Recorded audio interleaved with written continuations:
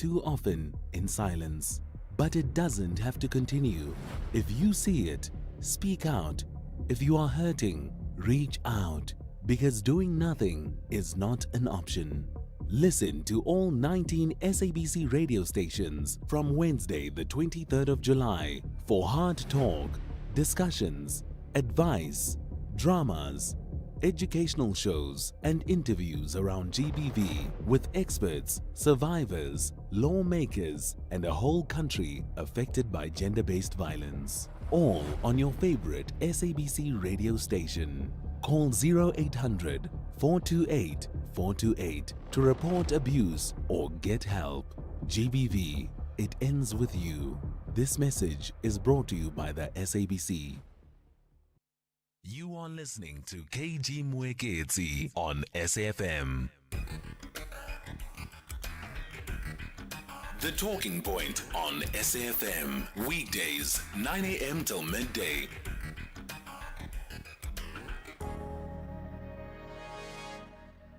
There is a peculiar kind of rage that comes with being South African. On one day, it is the grass patch below the slithering scutum of a snake, and on the next, it's the snake. Here, in the mother of no lands, we wake up to hooting E20s draped in dirt. The sun aligns itself with the sides of our sand-plastered homes. Dices roll.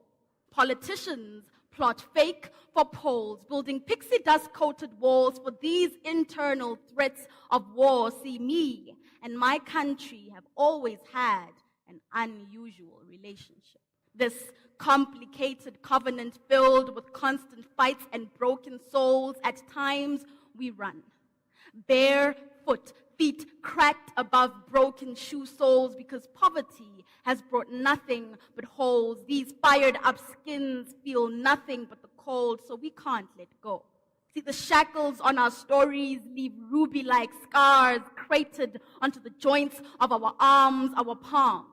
Barely grip the very tails that have left us numb. Our backs have grown as weak as water, abused, gagged like stallions with bridles. We only know millions from fake councils and fake wealth built through fake pipelines. They stole all our sunshine, plucked it out with $1,000,000 smiles and golden daffodils. Our summers are now sold sweet with solemn silence. The locutions that we so sadly want to set free have slowly become the death of our existence. Our very presence is open resistance. Our stories continue to remain defiant, so we can't be. We can't be because we can't.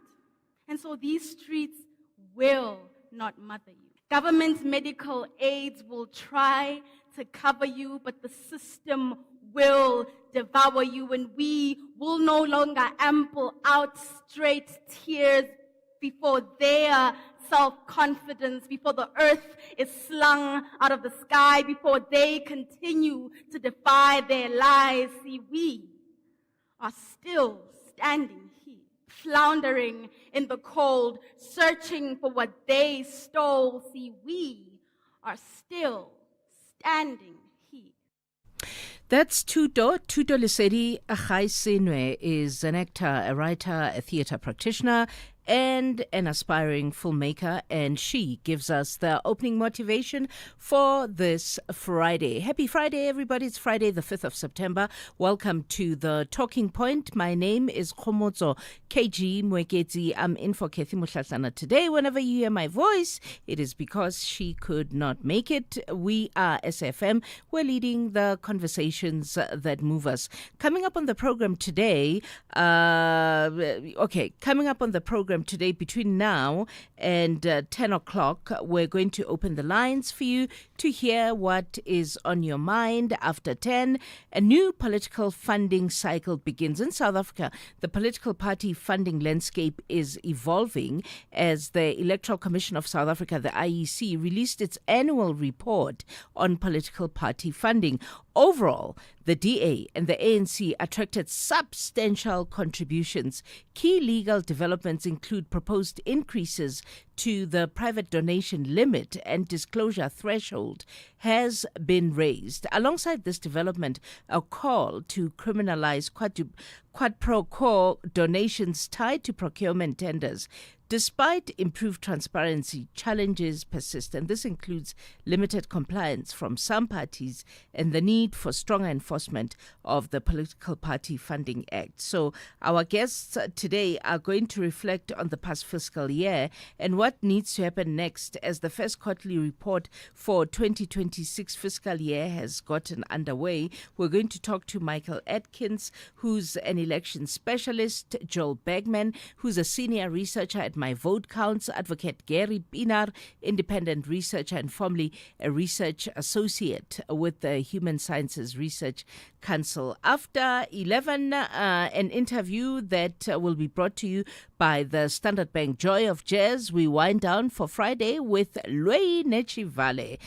He grew up in a musical family. He was inspired by his father, who played multiple musical instruments, including the harp, mbira, percussions. His music is derived from Shivenda indigenous music fused with African jazz. He's mastered the art of merging Shivenda folk music that they call Malenda and Chikona reeds dance with contemporary music. And Lwei Nechivale will be our guest in the studio. What's on your mind today outside of the football, playing Lesotho at 6 p.m. this evening? I think that matter was dealt with ad nauseum on Tula Sizwe's show this morning. But if sports is what you want to talk about, I'm down for it. I've learned that the taxi strike in Durban is officially over.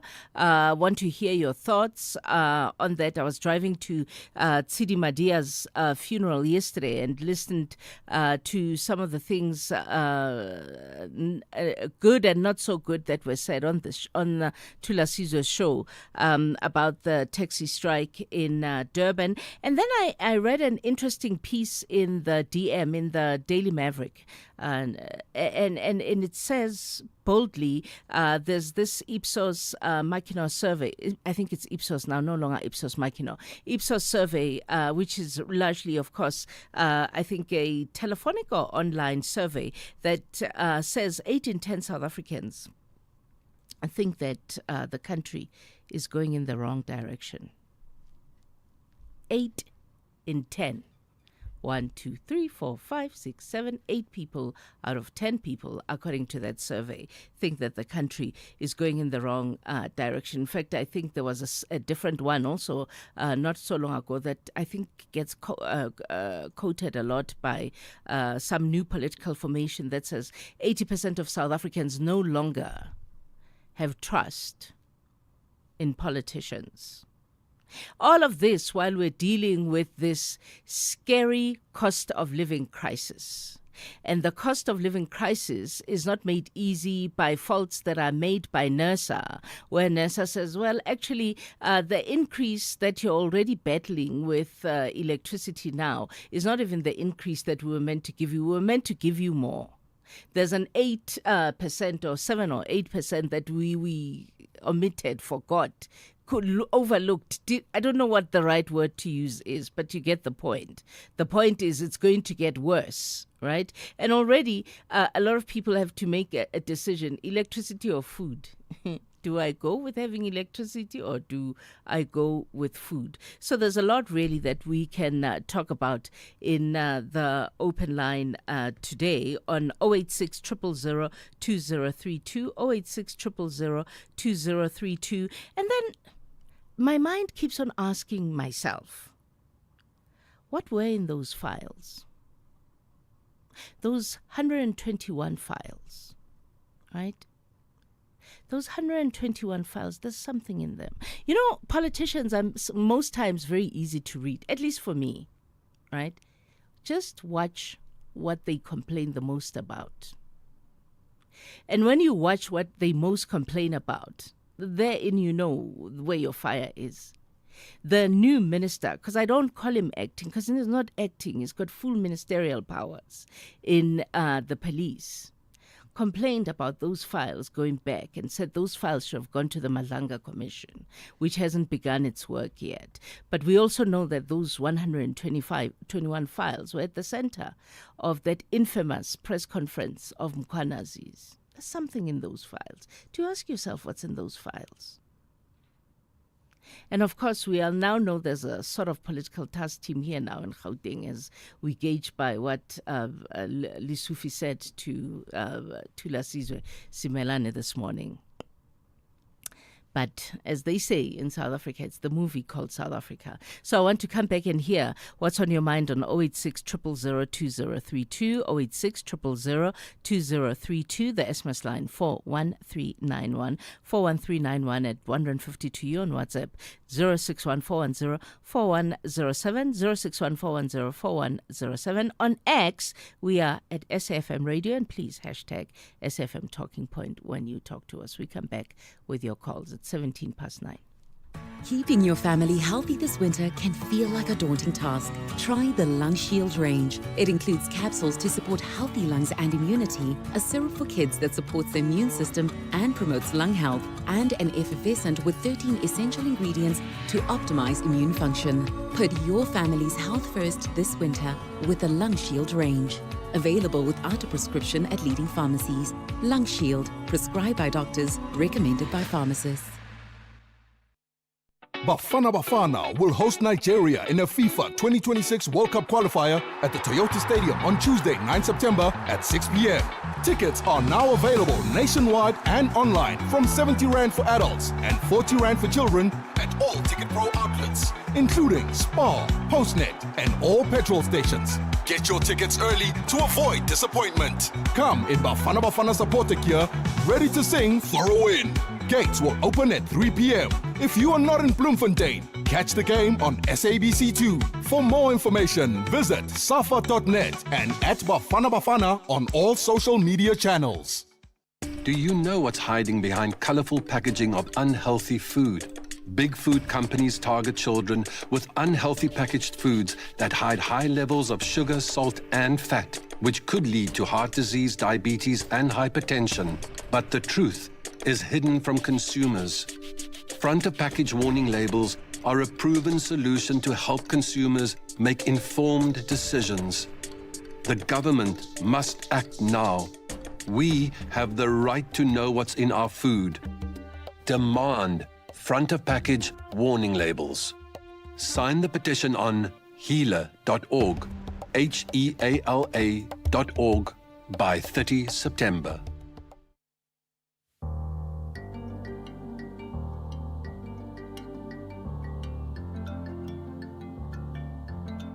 Hinda, my name is Raine Chivare, Chivenda recording artist. I'll be hanging out on the Friday Wind Down with KG Mwegeti this Friday, the 5th of September 2025. We'll talk of all my musical journey and everything that has led me to be part of the 2025 Standard Bank Day of Jazz. Tune in on SAFM Talking Point. You don't want to miss this.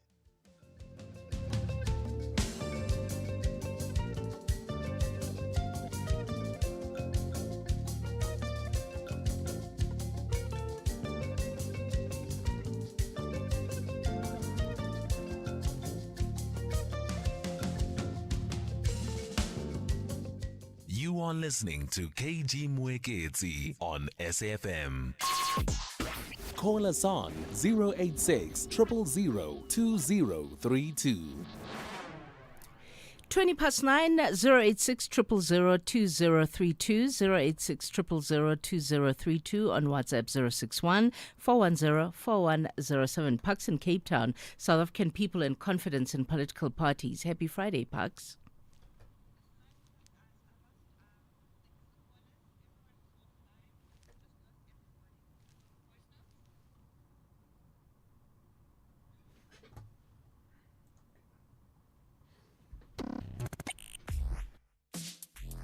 Let's have the conversation. WhatsApp voice notes on 0614 104 107. Good morning, KG and SFM listeners. KG, do we have a single day when we listen to the news bulletin where we can hear that a person has been shot in Western Cape on daily basis, every day? Is this thing being normalized, or there's something wrong which the politicians are not willing to correct? Yeah, a 14-year-old owning a gun has got a guts to go in the streets and kill another human being. No, something needs to be done seriously. We can't go on like this. Thanks, James Johannesburg.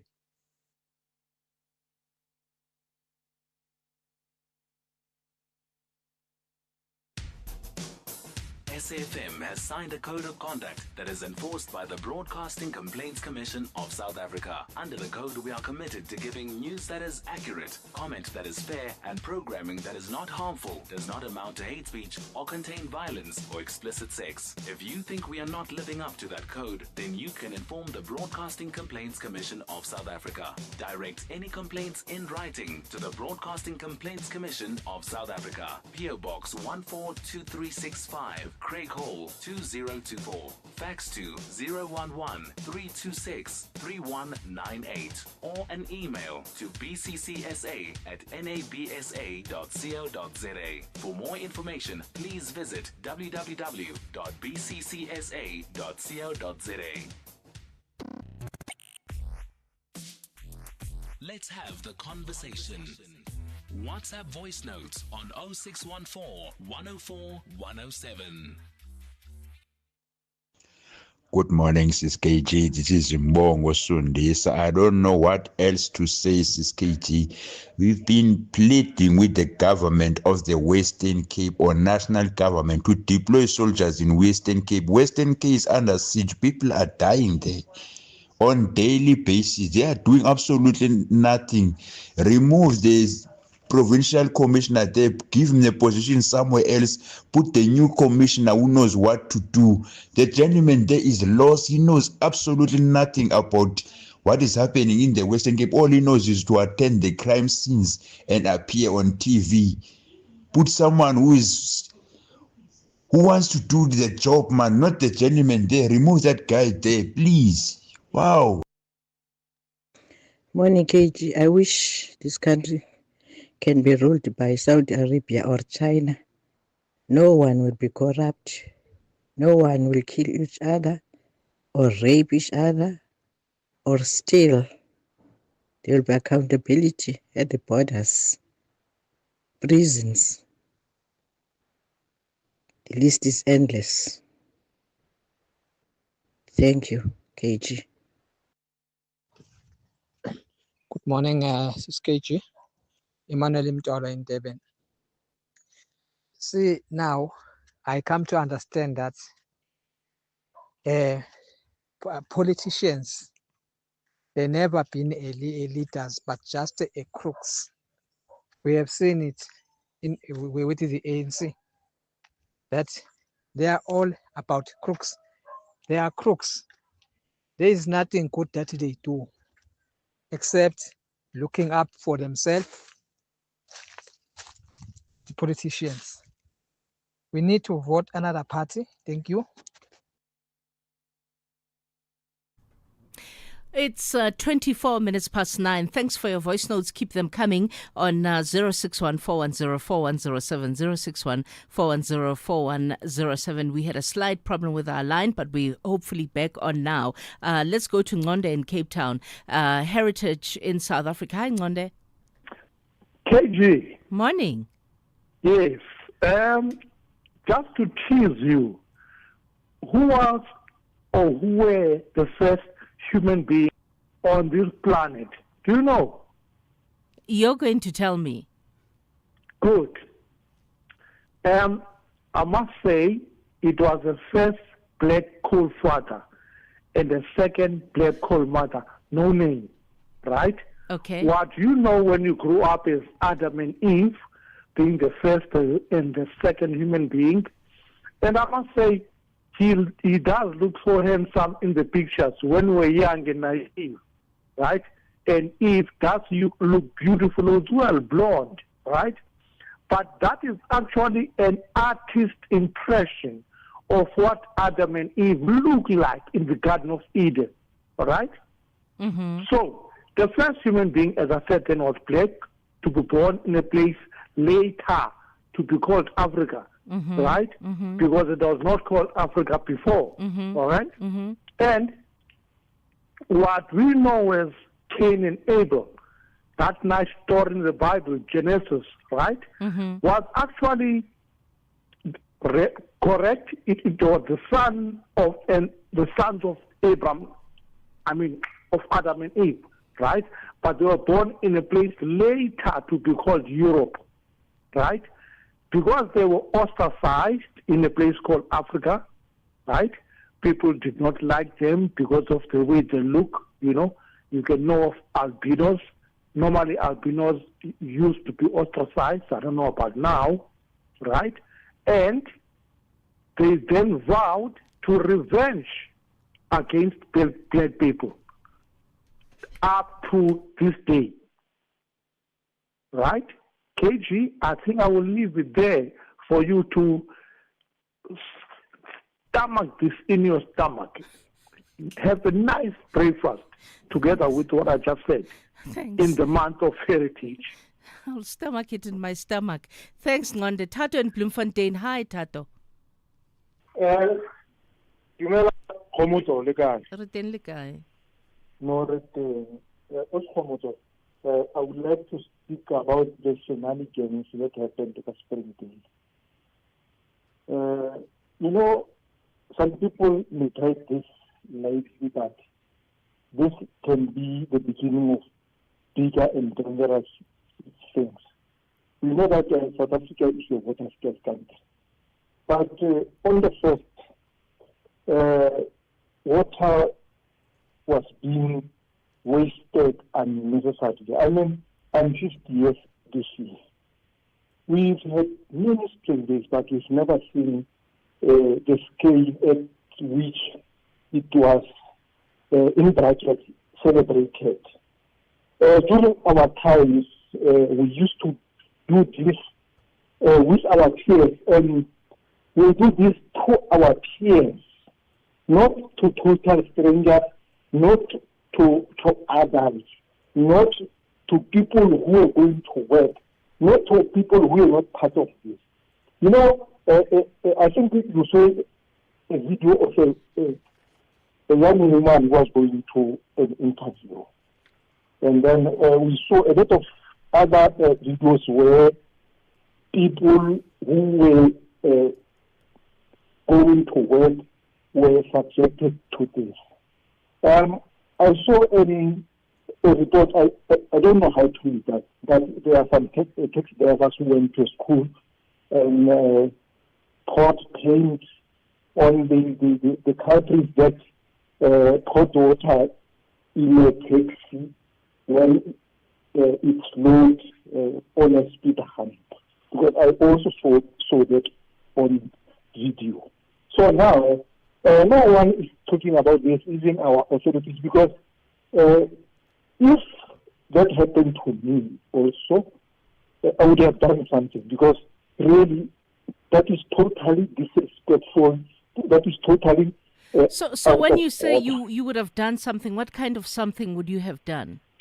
KG, imagine I'm on my way to work. I am clear about the scenario. Yes. Well, I just want to know what kind of something would you have done? I will have disciplined them. You would have what? I would have disciplined them. As for how... as in physical discipline? Exactly. Oh, okay. Okay. Exactly. Okay. We need to talk about this so that this should not perpetuate. Okay, I hear you. So, respond to Tato, please, on 086 000 2032. But for now, let's go to the news headlines. Chandugo Ligege is standing by. Good morning, KG. These are your headlines. Parliament's ad hoc committee set up to look into threats of national security will meet this afternoon to discuss a report on progress with regards to its preparations. The sentencing of 7 Chinese nationals found guilty on 158 out of 160 charges related to kidnapping and forced labor involving 91 Malawian nationals is set down for today at the High Court in Johannesburg. And a 42-year-old off-duty police officer has been shot and killed in Lwandle, Strand in the Western Cape. More news at 10. Mzansi, don't miss out on playing Powerball and Powerball Plus for a life-changing 103 million rand in total guaranteed jackpots this Friday. That's right, play Powerball for the guaranteed 50 million rand and Powerball Plus for the guaranteed 53 million rand today. Buy your tickets now in store on nationallottery.co.za, the mobile app, cell phone banking, or simply dial *120 *7529# for USSD. Panda, Pusha, play. Players must be 18 years old or play responsibly. E2 is the proud operator of the National Lottery. This Heritage Month, SAFM invites you to journey into the past while shaping the future under the theme Reimagine Our Heritage Institutions for a New Era.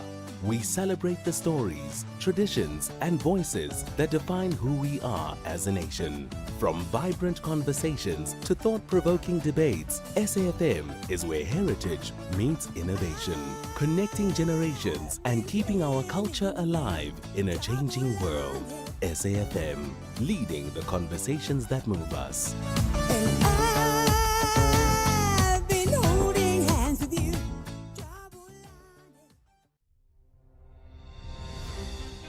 The SAFM University Debate Challenge is back. The University of KwaZulu-Natal will take on the University of Zululand in what promises to be a nail-biting debate. Join us for the 1-hour debate on This Week Today with Oliver Dixon from 6 to 7 p.m. on Friday, the 5th of September 2025. The SAFM University Debate Challenge is an independent, non-partisan progressive initiative seeking to develop confident communicators, critical thinkers, and empowered global citizens. SAFM, leading the conversations that move us.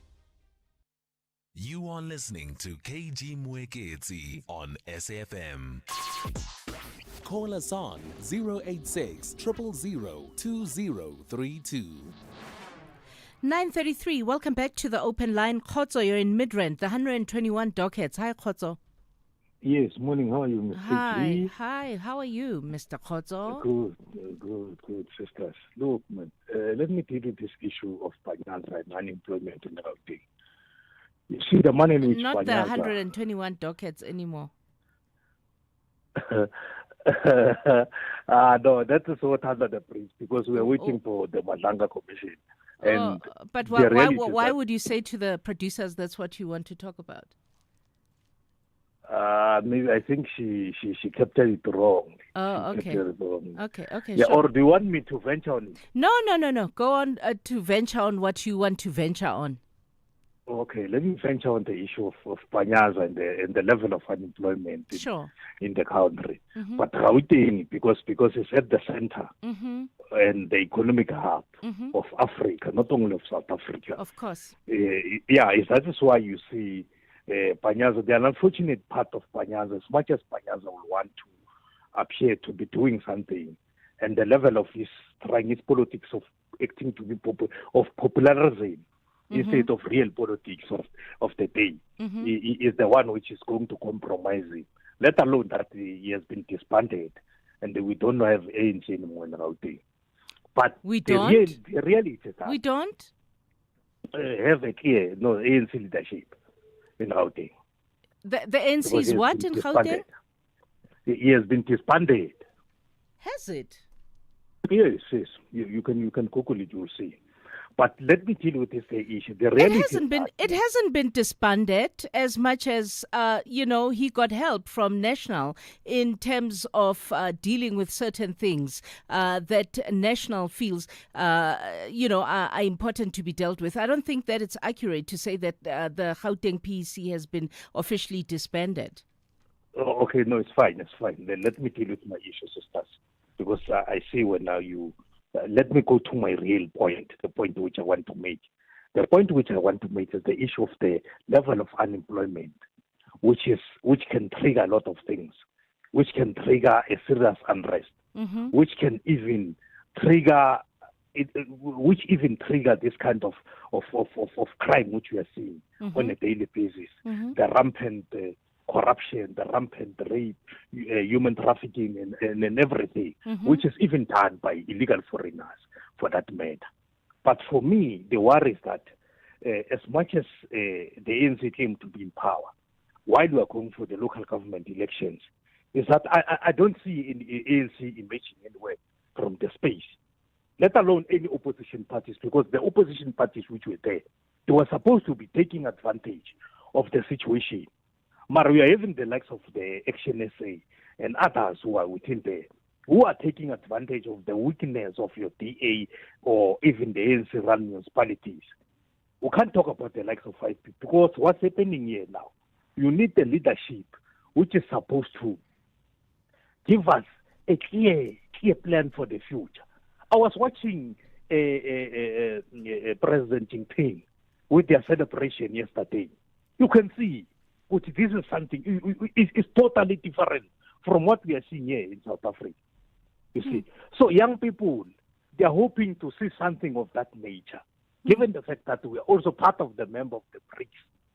But we are not doing as the BRIC member state country are doing. Yeah, I think you're right about the crisis of unemployment, and you're right about the fact that Gauteng is the economic hub of Africa, and I think that you're right about the fact that all political parties have to do something really drastic to change the issue of unemployment. But I also want to get your take, seeing that there's so many opinions that you expressed on this purported measure. So far purported between the Good Party, Rise Mzansi and Busa, which is expected to be announced today, and whether or not you think that will make a dent in the landscape. No, not really. Majority of people now, they will never vote. That is a reality. Ask even the IEC, they know. IEC, instead of going back to the drawing board and deal with the core issues of trying to at least what's this? Trying at least to push for young people and people who don't want to vote to come and register and vote. Because people they are currently assisting, even myself, I don't see any need to go and vote. Vote for what? So what happens, Khotso, if you don't vote? I mean, next year we're going to the local government elections. What happens? Because ultimately an election does get held, and somebody or a couple of people come out winners, and your voice is not included in that. And yet you phone on radio stations and want to put your 2 cents worth on issues, even though you didn't use your earned right to vote as a citizen. Doesn't matter. Why not? Why doesn't it matter? It's going to bring you back the same. Almost this, like I've told you that almost these people, they act similarly. So when you don't vote, what happens to the country? When you don't vote, what happens to the country? No. Till a proper party will come into power, because obviously an uprising. As we are still sitting here waiting for something of that nature. So you're waiting for an uprising? Is that what you're waiting for? Not really. Not to say I'm waiting for that, but I'm waiting for at least a better political party. Let me not talk about that, because people might quote me wrong. I'm waiting for a proper political party who will give this country direction. Sure, we have hundreds. We have hundreds of parties, and none of them are proper for you. The one that's proper will have what attributes, Khotso? Okay, thank you. What a wonderful question. The one which is proper will have an attribute of saying what is the main crisis of the country. What kind of a solution which I'm supposed to bring to this country?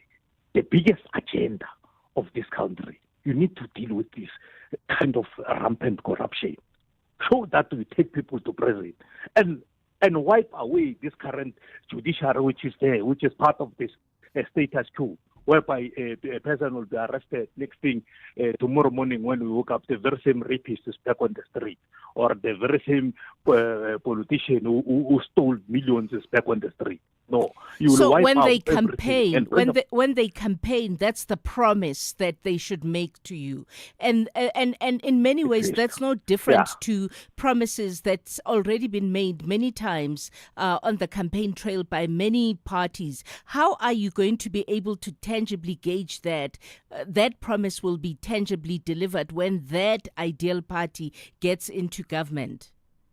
No, yeah, exactly. No, you are going to be seeing it, because what will be happening with or whatever political party which will be there as going to advocate the true cause of the country, you'll be seeing that party advocating a real crisis which is on the ground, on the society, listening to the people, what do they want, being part of the solution, not being part of this corrupt mafia syndicates, which are daily looting on a daily basis, knowing that the likelihood that won't come.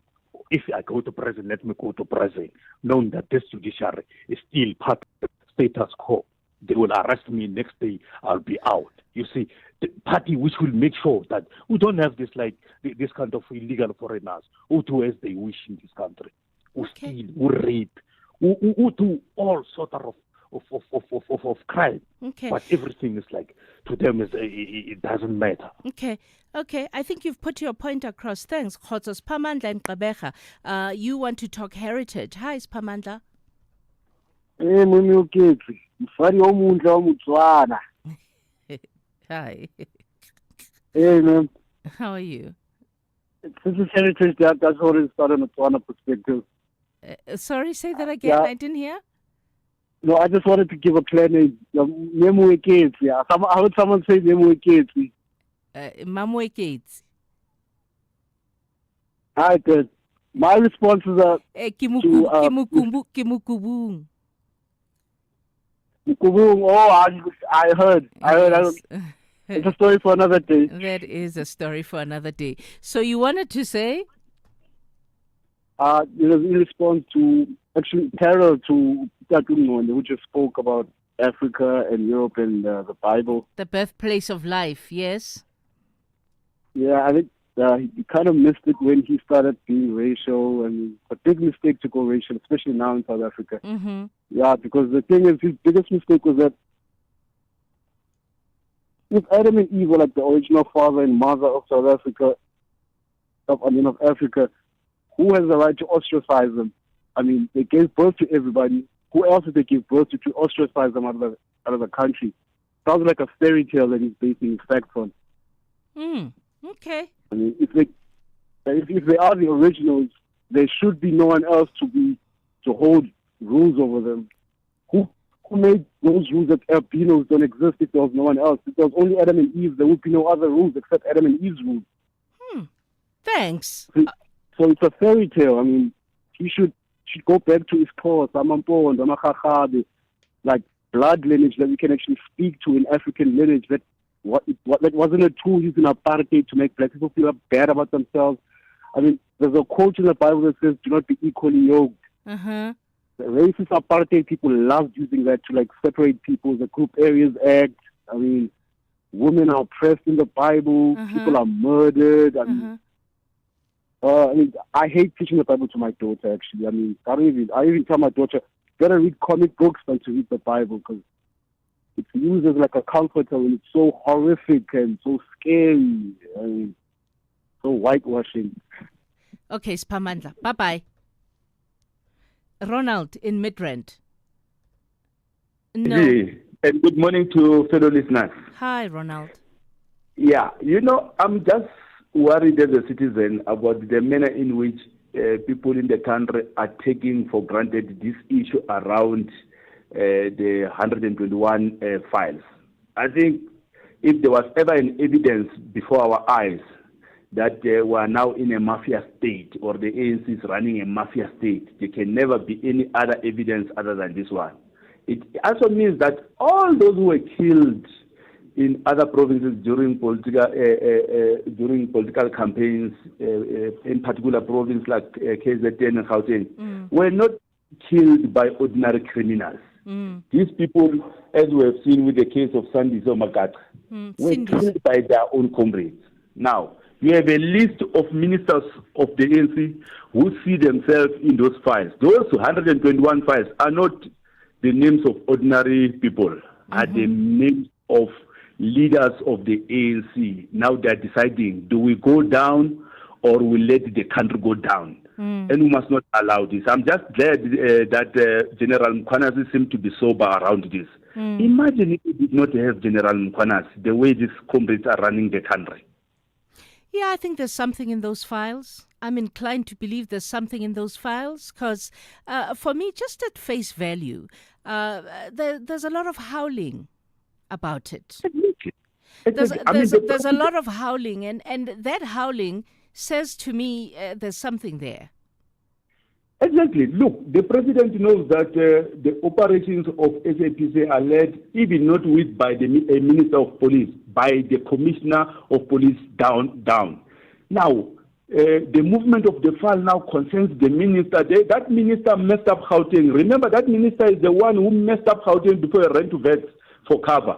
Now they bring him back door, that Kakala, to look like he's a professor, he's sober, he's clean. He's not clean. He once indebted Gauteng to the tune of billions by signing that contract of people of that running. What is that thing of? That big scandal that you journalists don't even pick up. You don't even ask him about it. I have never heard even a single journalist asking him about how he almost liquidated Gauteng. Now he comes now. You can see his utterances that he seems to be angry at General Mkhwanazi, but that's the minister who should be excited that General Mkhwanazi seems to have discovered something. I think it's high time people dump this ANC. It has done too much damage to the people of South Africa. Now they are killing us now. They have robbed our money, stolen our resources, auctioned our country to the white monopoly capital. Now they are killing us. We must refuse now. Thanks, Ronald. Let me go to break. I'll come back with Luciano Wonga. I hope I said your name correctly. Siana. I don't know if it's Sianda or Siana. In Uitenhage. We'll come back with those calls in a short while. If you think you cannot afford a lawyer, think again. Clientele Legal has made professional legal services affordable for you. Whether it's a civil, criminal, or labor-related matter, we have a nationwide panel of attorneys standing by to assist you. SMS SAFM to 32195. That's SAFM to 32195 and we'll call you back. Clientele General is a licensed non-life insurer and an authorized FSP. Standard rates and terms and conditions apply. This week on Off-Pitch Goals, former Ajax Amazulu and Bidvest Vid striker Sfiso Vilakazi aims to score big in the taxi business. He takes us through the strategy and cunning required to thrive in this competitive industry.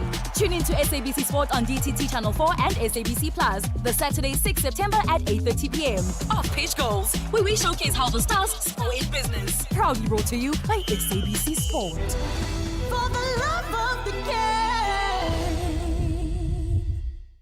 Mzansi, don't miss out on playing Powerball and Powerball Plus for a life-changing 103 million rand in total guaranteed jackpots this Friday. That's right, play Powerball for the guaranteed 50 million rand and Powerball Plus for the guaranteed 53 million rand today. Buy your tickets now in store on nationallottery.co.za, the mobile app, cell phone banking, or simply dial *120*7529# for USSD. Panda, Pusha, play. Players must be 18 years old or play responsibly. E2 is the proud operator of the National Lottery. Call us on 086 000 2032. 9:50. Hi, Sianda. You are in Uitenhage. Hi, Sianda. Good morning, KG. It's been a while. It's Are you been well? a while. Are you well? I am well. That's wonderful. KG, I called this morning to us and he referred me to you to this show. He did? Regarding the taxis. I feel that South Africans are angry at taxi people, and with good reason. Mm-hmm. Some with not understanding how the taxi operates. Let me be upfront. Mm-hmm. I'm in Uitenhage in the Eastern Cape. I was once a secretary of Santaco in the province of the Eastern Cape. Mm-hmm. one of the Which things means that you're a taxi owner. Exactly. Mm-hmm. Exactly. Mm-hmm. You feel that there are a lot of things that are done wrong by taxi people, and a lot of people would always see the end product without digging deeper what has led to people to be where they are. Mm-hmm. We see taxi people who go to patrol and offload passengers, people driving their own vehicles, and without understanding exactly what is it that has led them to do what they do. Mm-hmm. And in most cases, what they do, it is illegal. Are you still here? I'm here. I'm listening to you. Well, all right. I'm Yes, listening to you, particularly interested in the fact that first and foremost, my context is you're a taxi owner, and Yes. everything follows after that. But go on. Yeah, okay, right. I'm saying which is illegal. But what people do not understand is before these people do take those steps, they have gone to the police and say, look, our business is suffering. In terms of the National Land Transport Act, which is the act of this country governing the transportation of people, Mm-hmm. now you will see a lot of mushrooming of these 7-seater, people going and buying vehicles and doing what they are not supposed to be doing transportation business. Which I understand to mean e-hailing. Exactly. Let's all right. E-hailing is another. Okay. E-hailing is another. Okay. E-hailing falls under the act of the cabs. They fall under the cabs. Yes. Okay. But Go on. you see a lot of people just deciding to go and buy a car, Mm-hmm. and one person would say, okay, fine. Now that I've got a vehicle, it is difficult to maintain this. I would need a fuel. On my way to work, I would give people a lift under the name lift, but those people would be paying passengers. And in terms of the law, Assumedly, yeah. Okay, let me concede to you. I would say, but a lot of them, we have caught them doing the same thing. How? Now, when you say you've caught someone, what does that mean? Because you have to say to me you caught them in the act of them taking out money from their pocket to give to someone to pay. But someone can give me a lift. Sianda, and I, from the goodness of my heart, right? Someone can give me a lift from wherever, Guatemala to Auckland Park, where I work, right? And I can say from the goodness of my heart, it was a 50-kilometer drive. What a long lift you gave me. Let me outing iksize ngemali petrol. Doesn't mean I'm paying. It means I'm doing something from the goodness of my heart. Now, let me agree with you and see. Let's take that example that you're making, mm-hmm. and say it really happens. But before we act, we first survey. That is what I'm getting at. And when you act, what powers do you have to act? Because when you say act, I hope you're not meaning acting as in doing work that is meant to be done by law enforcement officials. I like it, like your line of questioning, because you are heading me, you directing me to where I want to land. I see. Before we act, you go to the police, you go to the law enforcement agencies and say, guys, we are suffering here. Do your job. Because in terms of the law, what you are saying, what you described to me, that someone gave you a lift and out of the goodness of your heart decided to contribute. Under the law, it is once a person pays, it is described as a payment for. No. What law says the goodness of my heart giving someone 50 rand or 100 rand? What law is that says out of the goodness of my heart when I give someone? No, we're talking. Well, I want to know because you say the law says I can't. And we're staying with my example. My example of me traveling from Guatemala to Auckland Park, and I, out of my conscience, says to whoever has given me the lift, I yindelendlela, outing it. nigcwalisele nge-100 rand along the journey, and then you say to me, you come back and you say, the law says I can't do that. What law is that says I can't do that? Remember, when I started the conversation, I said under the National Land Transport Act of South Africa, NLTA. You Google it, you would find. I'm Googling it. Right. Yes. I'm it would Googling tell it you, now. Yes. It would tell you what is it that a person who is transporting a people does that. I'm saying, KG. But context is everything. I come back to, he's not transporting me. He's That is giving what I'm me a getting at. lift. He's That is giving what me a I'm lift. getting That's at. what you said. That's the basis that you laid. You said someone is giving you a lift, and I said that person gives me a lift, and I, out of the goodness of my heart, say, this trip has been long. Outing it 100 rand, petrol. And then you come back and you say to me, the law says I can't do that. And then you say, there's a law that says, I can't find that law, by the way, that says I can't do that. The NLTA, it is an act, NLTA 209, you would get it, Google, National Land Transport Act. I like this discussion because remember, I also said we do our own survey, because when the going gets tough, we try to find out what is it that is causing the business to go down. And over a number of times, some of us, we don't just act. You would see that this vehicle passed here, because these people would also do a lift just next to the taxi rank. Wait. So if this person passes here every day, they're going to work, right? Yes. And I go back again to the example that you made for me. An occasional lift is not public transportation. It is KG, not that is public the- transportation. I love the word that you use, occasional. I'm talking about people that we surveyed and say, today he would pick you up, tomorrow someone else, and the day But after, I come every back. day. I come back to you and I say, it's my car. Who I choose to give a lift to is my business. It's got nothing to do with you. Why can I give someone a lift in my car when I want to, even if I give them a lift every day? Even if I give them a lift every day, why is it a problem to you? Because it's my car. I can give a lift to anyone I want to give a lift to. Imoto yam, ipetrol yam, umngani wam, ungenaphi wena lapho? Exactly, that is what I love, a lift. But at the end of the day, these people are making a payment. What I'm hearing from you is trying to defend something that is wrong. No, There's a difference. That's not what you're hearing. Let me finish. May I finish so that you get my point? Sure. There's a difference from a person who gives a lift occasionally, and from a person who does this every day.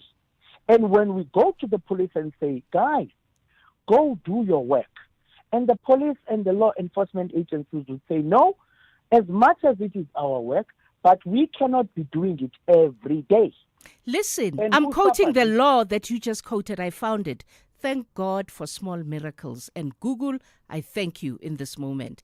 I'm quoting the National Land Transport Act, NLTA 5 of 2009 in South Africa. It allows for occasional lifts, such as in carpooling or in lift clubs, and I'm reading it as is, as long as no fares are charged, or, please understand, or only fuel costs are shared.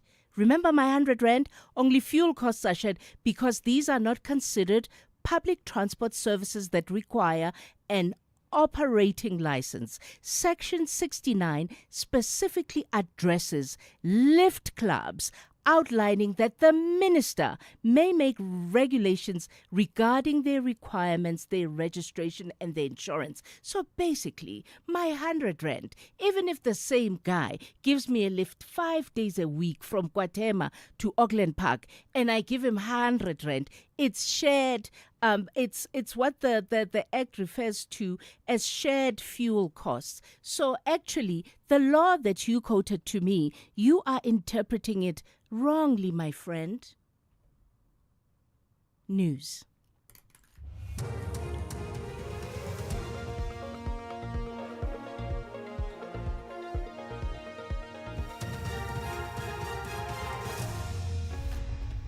Thank you, KG. Your top stories at this hour.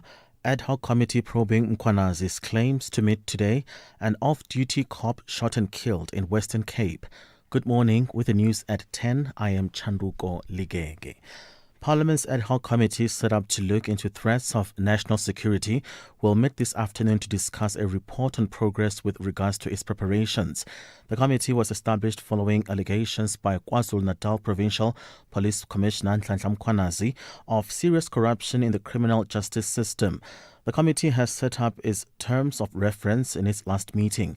It is expected that MPs will today discuss which witnesses will be called and when its first hearing will take place. A 42-year-old off-duty police officer has been shot and killed in Lwandle Strand in the Western Cape. Police spokesperson Malcolm Boyer says it is alleged that the officer was driving yesterday when unknown gunmen opened fire, fatally wounding him in the upper body. Boyer says the officer then lost control of his vehicle, which came to a stop against a fence. He says the motive is believed to be linked to ongoing taxi conflict. No arrests have been made yet. In other news, the sentencing of 7 Chinese nationals found guilty on 158 out of 160 charges related to kidnapping and forced labor involving 91 Malawian nationals is set down for today at the High Court in Johannesburg. The accused were convicted in March for trafficking illegal immigrants into South Africa and subjecting them to forced labor. Phumzile Mlangeni reports. The case came to light after the Hawks raided a factory in Village Deep, Johannesburg, operated by a company called Beautiful City Pty Ltd in 2019. They discovered Malawian nationals, mostly illegal immigrants, including minors, working in appalling conditions without overtime pay or leave. The premises lacked proper safety measures and workers were paid as little as 65 rand per day. The accused were only acquitted on 2 charges. Phumzile Mlangeni, SABC News. The KwaZulu-Natal Transport Department says one of the agreements reached with the eThekwini taxi industry is to ensure that operating licenses are issued on time, which was a key concern raised by the taxi operators. The agreement was reached in a meeting with Santaco in the region yesterday following a stay away by taxi operators. The strike action was a response to the impoundment of 30 taxis for operating without permits. Services have since resumed in the municipality. KZN Transport MEC Sboniso Duma. If these taxi operators are going to buy more taxis, then we will have a problem in terms of issuing. And if the permit has not been granted duly, so everyone must understand, and the Santaco is going to assist in conveying that message. So I think there will be that stability.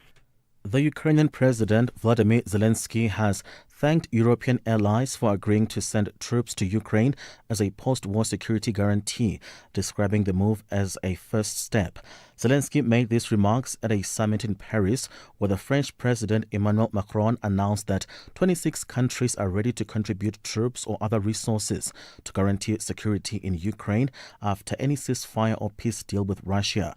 The BBC's James Waterhouse has the details. What's notable is who isn't. Italy, Poland, yes, supporters of Ukraine, but seemingly unwilling to provide the troops after a ceasefire is signed or after the war is paused. We're told, according to the French President Emmanuel Macron, there is already a military and political solution that has been presented to Donald Trump, but here is the rub. It needs the US president to go for it, because otherwise this is just political. It still needs the might of America to mean anything. A recap on the top story at 10. Parliament's ad hoc committee set up to look into threats of national security will meet this afternoon to discuss a report on progress with regards to its preparations. For SAFM News, I am Chanduko Ligege. Ondelambana will bring you the 10:30 headlines.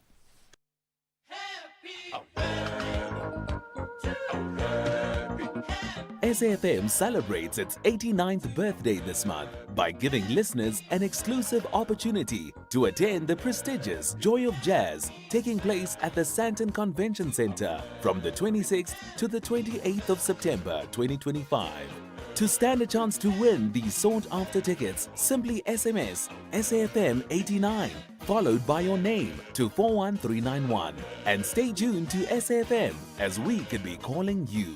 SAFM is the official media partner for the Dipala stage at the Standard Bank Joy of Jazz. Entries open from the 7th of August and close on the 31st of August 2025. Winners will be randomly selected and called from the 1st of September 2025. SMSs are charged at R1.50 per SMS. Free SMSs and SMS bundles do not apply. T's and C's apply.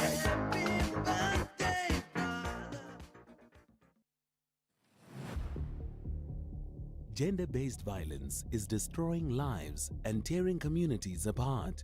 It happens in homes, in schools, at workplaces, and too often in silence.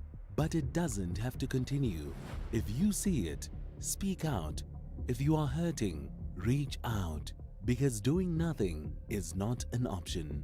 Listen to all 19 SABC radio stations from Wednesday, the 23rd of July for hard talk, discussions, advice, dramas, educational shows, and interviews around GBV with experts, survivors, lawmakers, and a whole country affected by gender-based violence. All on your favorite SABC radio station. Call 0800 428 428 to report abuse or get help. GBV, it ends with you. This message is brought to you by the SABC. If you're active on social media and love SAFM, we hope you'll take a moment to like or follow our SAFM page on Facebook and Twitter.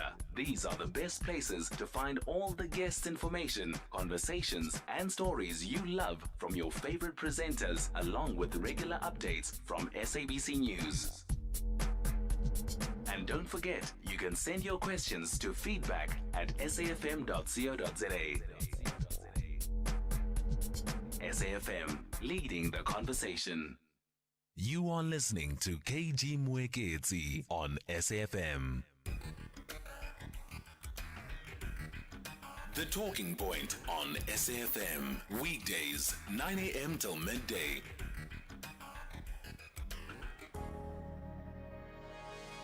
So welcome to hour 2 of the Friday edition of the Talking Point here on SAFM 104 to 107 nationwide. So in this hour, we're going to have a conversation about the new political party funding cycle beginning, because in South Africa, the political party funding landscape is evolving as the IEC, the Electoral Commission of South Africa, released its annual report on political party funding. And on the overall, the DA and the ANC attracted the most substantial of contributions. And key legal developments, though, include proposed increases to the private donation limit and disclosure threshold that have been raised. And alongside this development, a call to criminalize quid pro quo donations tied to procurement tenders. And despite improved transparency, challenges persist, and this includes limited compliance from some parties and the need for strong enforcement of the Political Party Funding Act. So we're going to have a conversation around that with Michael Atkins, who's an election specialist, Joel Bagman, senior researcher at My Vote Counts, and Advocate Gary Binar, independent researcher and formerly a research associate with the Human Sciences Research Council. But first, your voice notes. Let's have the conversation. WhatsApp voice notes on 0614 104 107. Hey, KG and all SAFM listeners, good morning. Well, thank you very much, SAFM. You know, I called one of the days about the confusion of the venue of Dr. Molimela Stadium and Toyota Stadium. Whoever who made that confusion go away, thank you very much. And we will be going in numbers to support Bafana against Lesotho this evening. Yes, thank you very much. That's Andile from Sterkspread in the Eastern Cape near to borders. Good morning, KG. I don't know who benefits to this crime of Cape Town, but it's out of hand now. I mean, this smash and grabs broad daylight. People don't even hide their faces anymore. The municipality or the government, what is it doing is putting signs. that is a crime area. Be careful. How must we be careful? The traffic is so bad here. It's bumper to bumper. On the traffic, they just smash windows and take whatever they can take. There's areas where you can't go in Cape Town. Philippi, Kaelisha, Nyanga, Bishop Levis, Bonteheuwel. The list is endless. The crime is so out of hand. The government is so... Morning, Sis KG. This is Kaya from Cape Town. Hey, I don't know what is happening here in Western Cape, especially in Fuleni area. Yo. People have been murdered here. It's gunshot day and night. 13-year-old, they're walking in the street carrying guns. I don't know what is happening here in Fuleni area. It seems as if City of Cape Town don't care anymore about Fuleni area. Can someone who can listen and do something, please? Sure, KG. This thing of choosing between food or electricity, between transformation of our country or service delivery. I mean, seriously, it doesn't make sense to me. It's like trying to choose between a roof and a foundation of the same building. I mean, how do you do that? I mean, how do you choose between needs and want? It's totally insane. But then again, when insanity has become a socially acceptable level of living these days, what can we do? Yeah, it's nothing actually. Yeah, unfortunately. Good morning, Sis KG. This is Glenn from Johannesburg. As someone that was formerly involved in the tax industry, I think that it is very difficult for us to solve any problems in the boardroom. The taxi industry is no different to politics. It is something that needs to be phased out. Reason why I say so, this over-reliance on taxis is something that will be the detriment of our country. Just look at what happened in this previous weeks whereby the taxi industry, people were striking. So government needs to come up with ways in which to phase out the taxi industry. They tried it in Soweto with the Ria Vias. They need to come up with ways of not depending too much on the taxi industry. That is the best way in which we can outphase these people in our lives. That would be the best way in which we can move on and try and find better ways in which to transport our people. Thank you, KG. Hi, KG and your team. I don't know why people are acting all surprised about what the director at Stellenbosch municipality said about making white men's lives difficult at work so that they can resign. This has been the status quo all along. The army, the police, correctional services everywhere. That is how it's done. That's how white people are living. Here, there, and everywhere. SAFM 105.7 FM in Cape Town. EFC's heavyweight title fight is live this Thursday. Elvis Moyo, the legend, a name whispered in the halls of greatness. Elvis is the heavyweight champion of the EFC. Now stands on the edge of his greatest enemy, Mutunga Jikasa. Triple H enters the Hex with a score to settle. Now redemption is on the line.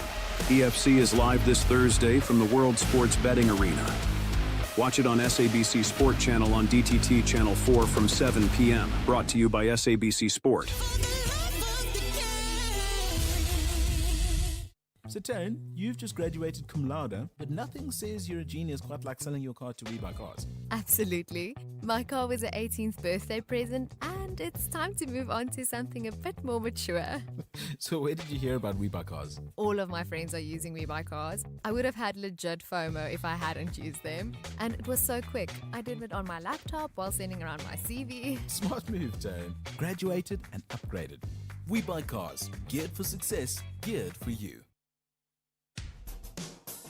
SAFM has signed a code of conduct that is enforced by the Broadcasting Complaints Commission of South Africa. Under the code, we are committed to giving news that is accurate, comment that is fair, and programming that is not harmful, does not amount to hate speech, or contain violence or explicit sex. If you think we are not living up to that code, then you can inform the Broadcasting Complaints Commission of South Africa. Direct any complaints in writing to the Broadcasting Complaints Commission of South Africa. PO Box 142365, Craig Hall 2024. Fax to 011-326-3198 or an email to bccsa@nabsa.co.za. For more information, please visit www.bccsa.co.za.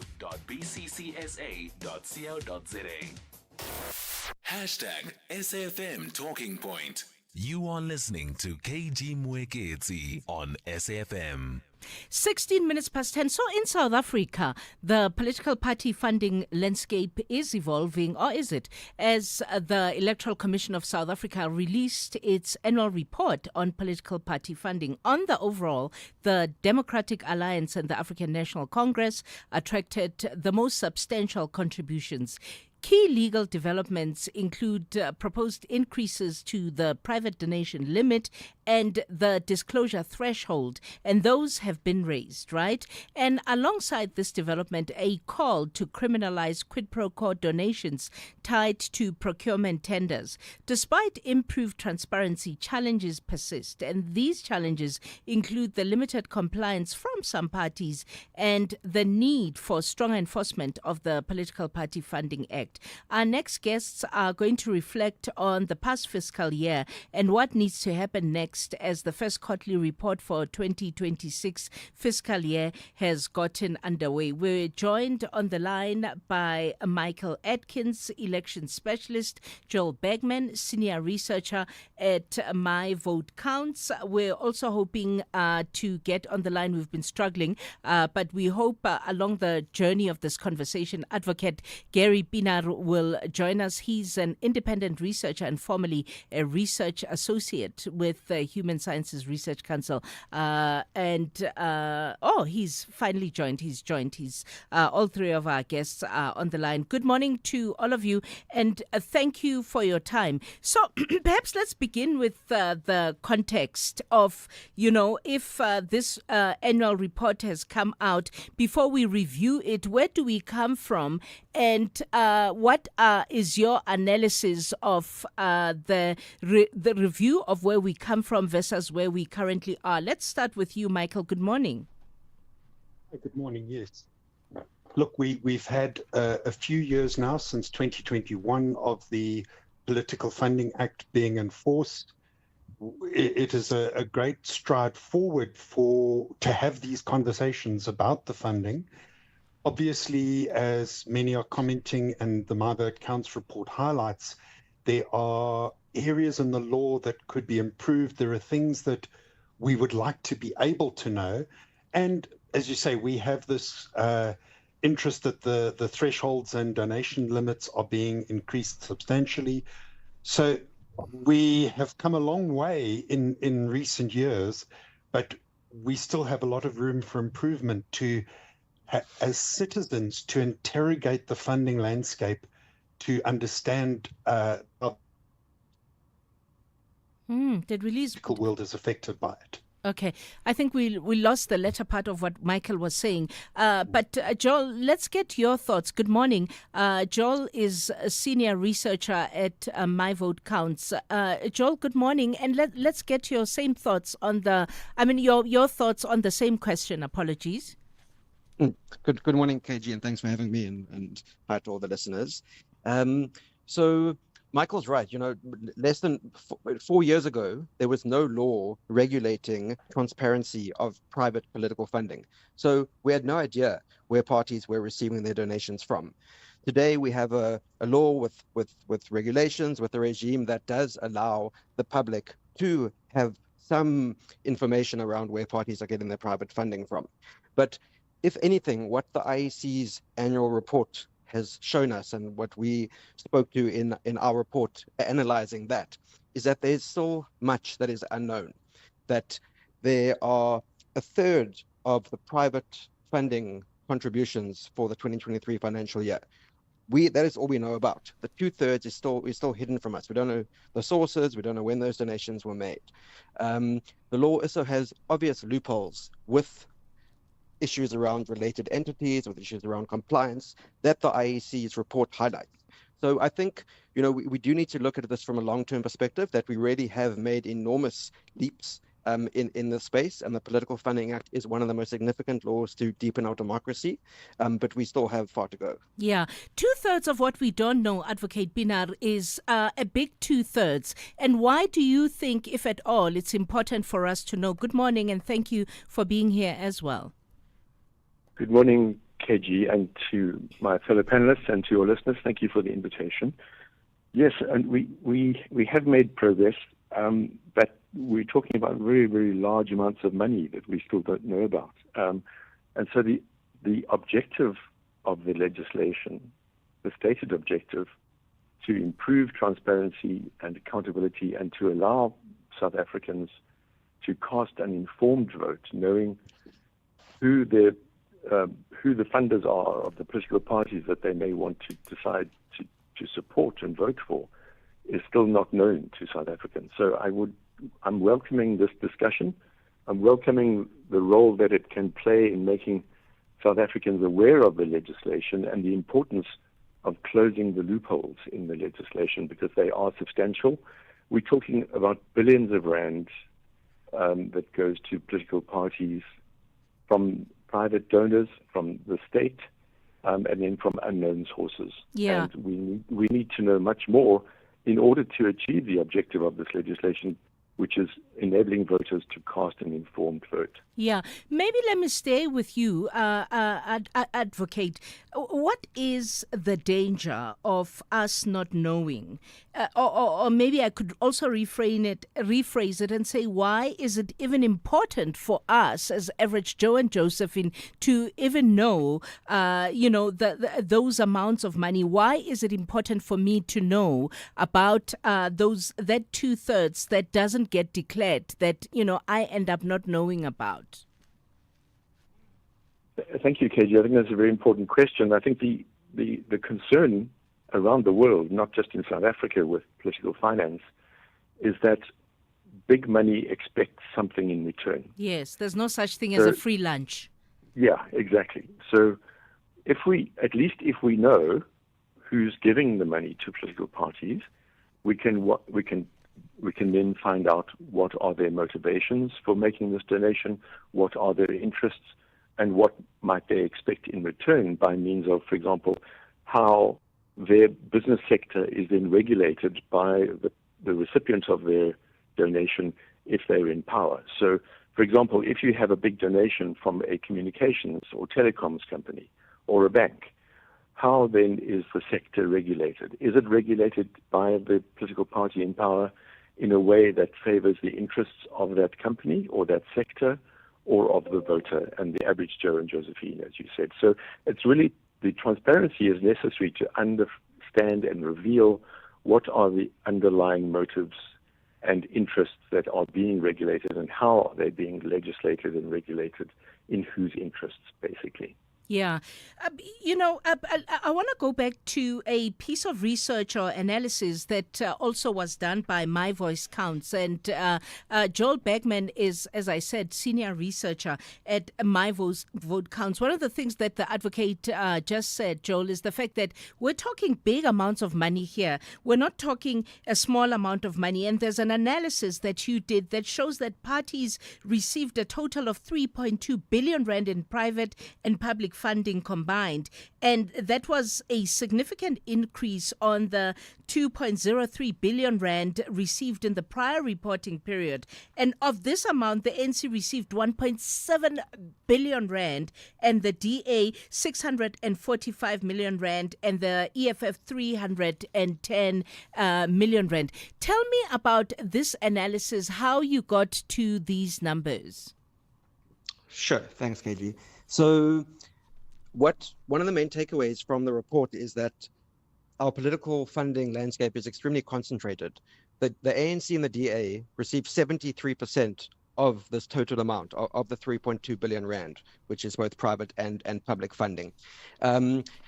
Some of the reasons for the increase was there was an additional allocation by the IEC in the run-up to elections, and there's also there's a startling amount of more than 400 million rand in what is termed other income that the ANC has declared in that financial year. And in this case, the ANC received more private funding than any other party, right? Correct. But there's somewhat of a caveat, because most of the private funding, we can see who the donor is. The ANC declared more than 400 million rand in other income, where they don't actually elaborate on the sources of that. And that's an obvious weakness, that the law allows for such enormous amounts of money to essentially go unrecognized and unregulated. Yeah. And then there's these other significant loans which were granted to the EFF, to Rise Mzansi, to Action SA. Who grants these loans? Do we know who grants these loans? And do we know if there's a payback system of any kind for these loans by at least these four political parties that I've referenced? So the only loan that we have found some information about is the EFF's loan of 60 million rand, which seems to have come from Standard Bank. But there's no public information around the terms of these loans. And we also don't know if the other parties' loans were received from financial institutions or if they were received from individuals. And our concern is that loans, if they are forever deferred and potentially not repaid back, they could be masquerading as loans when they are actually private donations. And there is an attempt to hide that relationship between the donor and the party from the public. Yeah. Michael, let me come back to you because, there is a call to criminalize the quid pro quo donations that are tied, some say, to procurement tenders. I want your take on that. This is an important question. And, the discussion earlier about needing to know, obviously there are two potential problems with donations. One is, are you influencing the policy of a party? It's good to know that. Secondly, is any donation tied, as you say, in relation to tenders or corrupt practices? Now, it's a good move to make that explicit, but we already have pretty solid legislation, the PRECA, about preventing corrupt relationships. It's a very broad piece of legislation that perhaps is not applied as strongly as it should be or investigated and enforced. But any move to make clearer the relationship between state tenders and political donations must be welcome, because that is the protection. If state funds are used to promote political parties, we have a continuous feedback of giving illegitimate power to certain groups. Yeah, one of the things that I'd like the advocate at a legal level to be able to comment on also is the issue of the quid pro quo, and to what extent those may end up falling into that other income that was referenced earlier on by Michael Atkins. Yes, in fact, what is now the Political Funding Act, in response to the Zondo Commission recommendations, does include a provision that criminalizes these kind of quid pro quo payments. And it's in PRECA, as Michael correctly pointed out. The difficulty here is that you really need a forensic auditor to identify where in the chain any undue influence has been exerted and where an agreement has been reached to make an offer or to give a benefit in exchange for a public tender.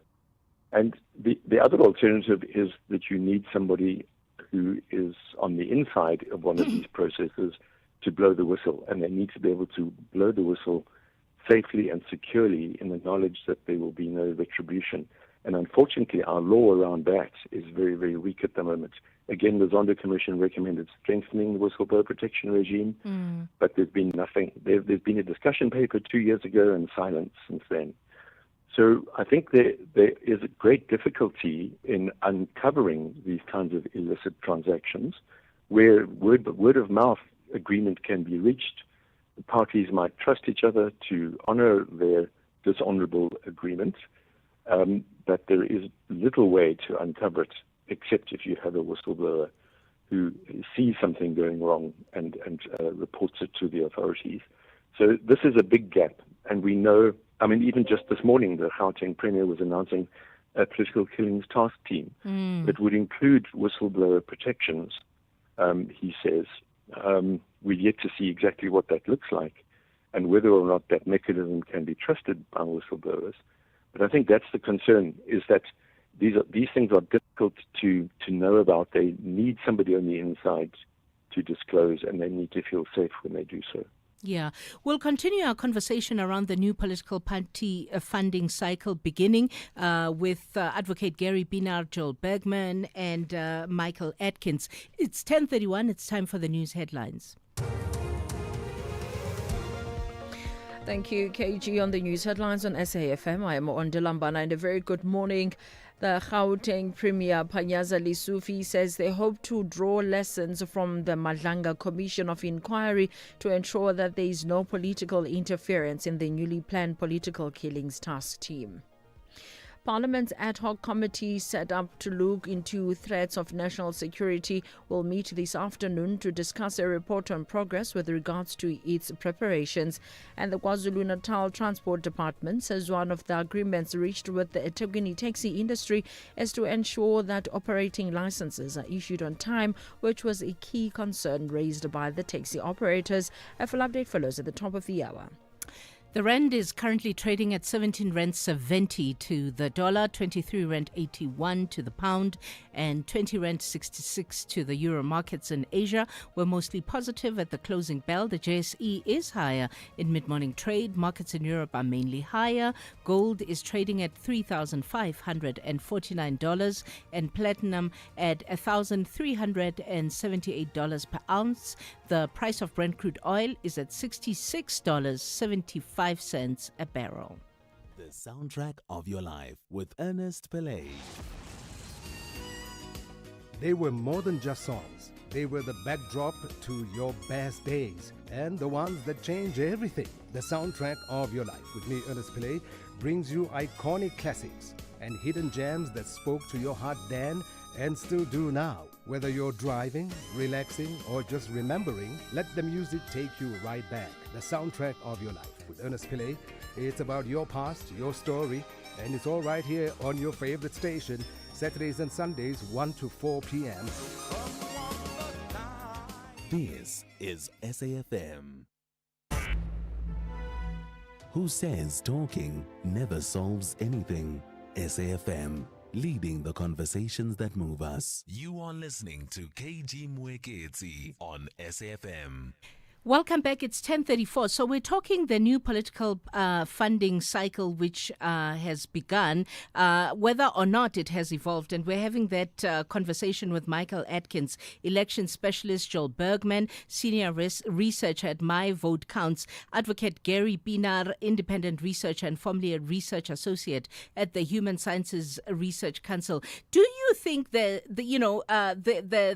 Electoral Commission's annual report of the political party funding has evolved to the degree that it should have 31 years into our democracy, Michael? Yes, just to point out that report is the 2023-24 report rather than the 24-25. So it is the period up to before the elections. Yes. I think the IEC does a good job of collating, presenting, managing the information that they're given.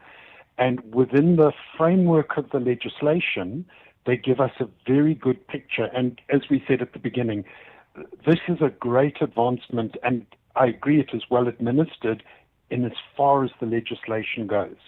But we really do need to kick on and build on the democratic protections that this legislation offers and broaden the scope of the investigation and of the reporting.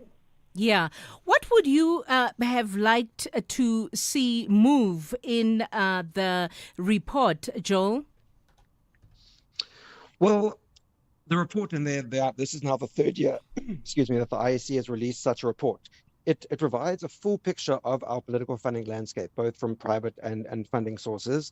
It takes you through how unrepresented parties are funded. It has, a review of the compliance and enforcement. And I think for many people, that might be the main sticking point, that it appears that there is not full compliance with the Act. That in the run-up to elections, we had political parties who declared next to nothing, running enormously expensive campaigns. Our understanding, though, is that, as Michael mentioned, that I think the limitation is within the law and within the mandate of the IEC, which needs to be strengthened. We also need to consider the other entities that exist in our financial intelligence landscape and how we need to link up with IEC to be able to conduct investigations with all the information at their disposal. Yeah. And then there's the issue of the limited compliance from some parties still, and the need for stronger enforcement of this funding act to them. Why is it that still there are some parties who don't comply to the degree that they need to? What would your assessment be, Michael? Yep. Some of the smaller parties that are not complying, one would generally read that into the capacity and, if you can put it, the culture within some of the parties. We have many parties, as people know. And some of those parties are not doing all of their internal business as thoroughly as they should be. Political parties that gain representation have a duty to administer their own affairs in a proper way.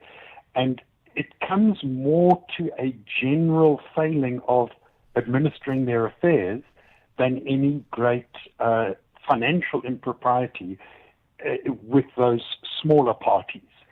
So that is a general pattern that parties need to just conduct the internal administration properly. Yeah. And it seems like it's easier to get money as a politician than it is to get people employed. Private sector organizations supporting political parties. What does this show us about the class struggle and how the ruling elite view elections? Any one of you can take that one.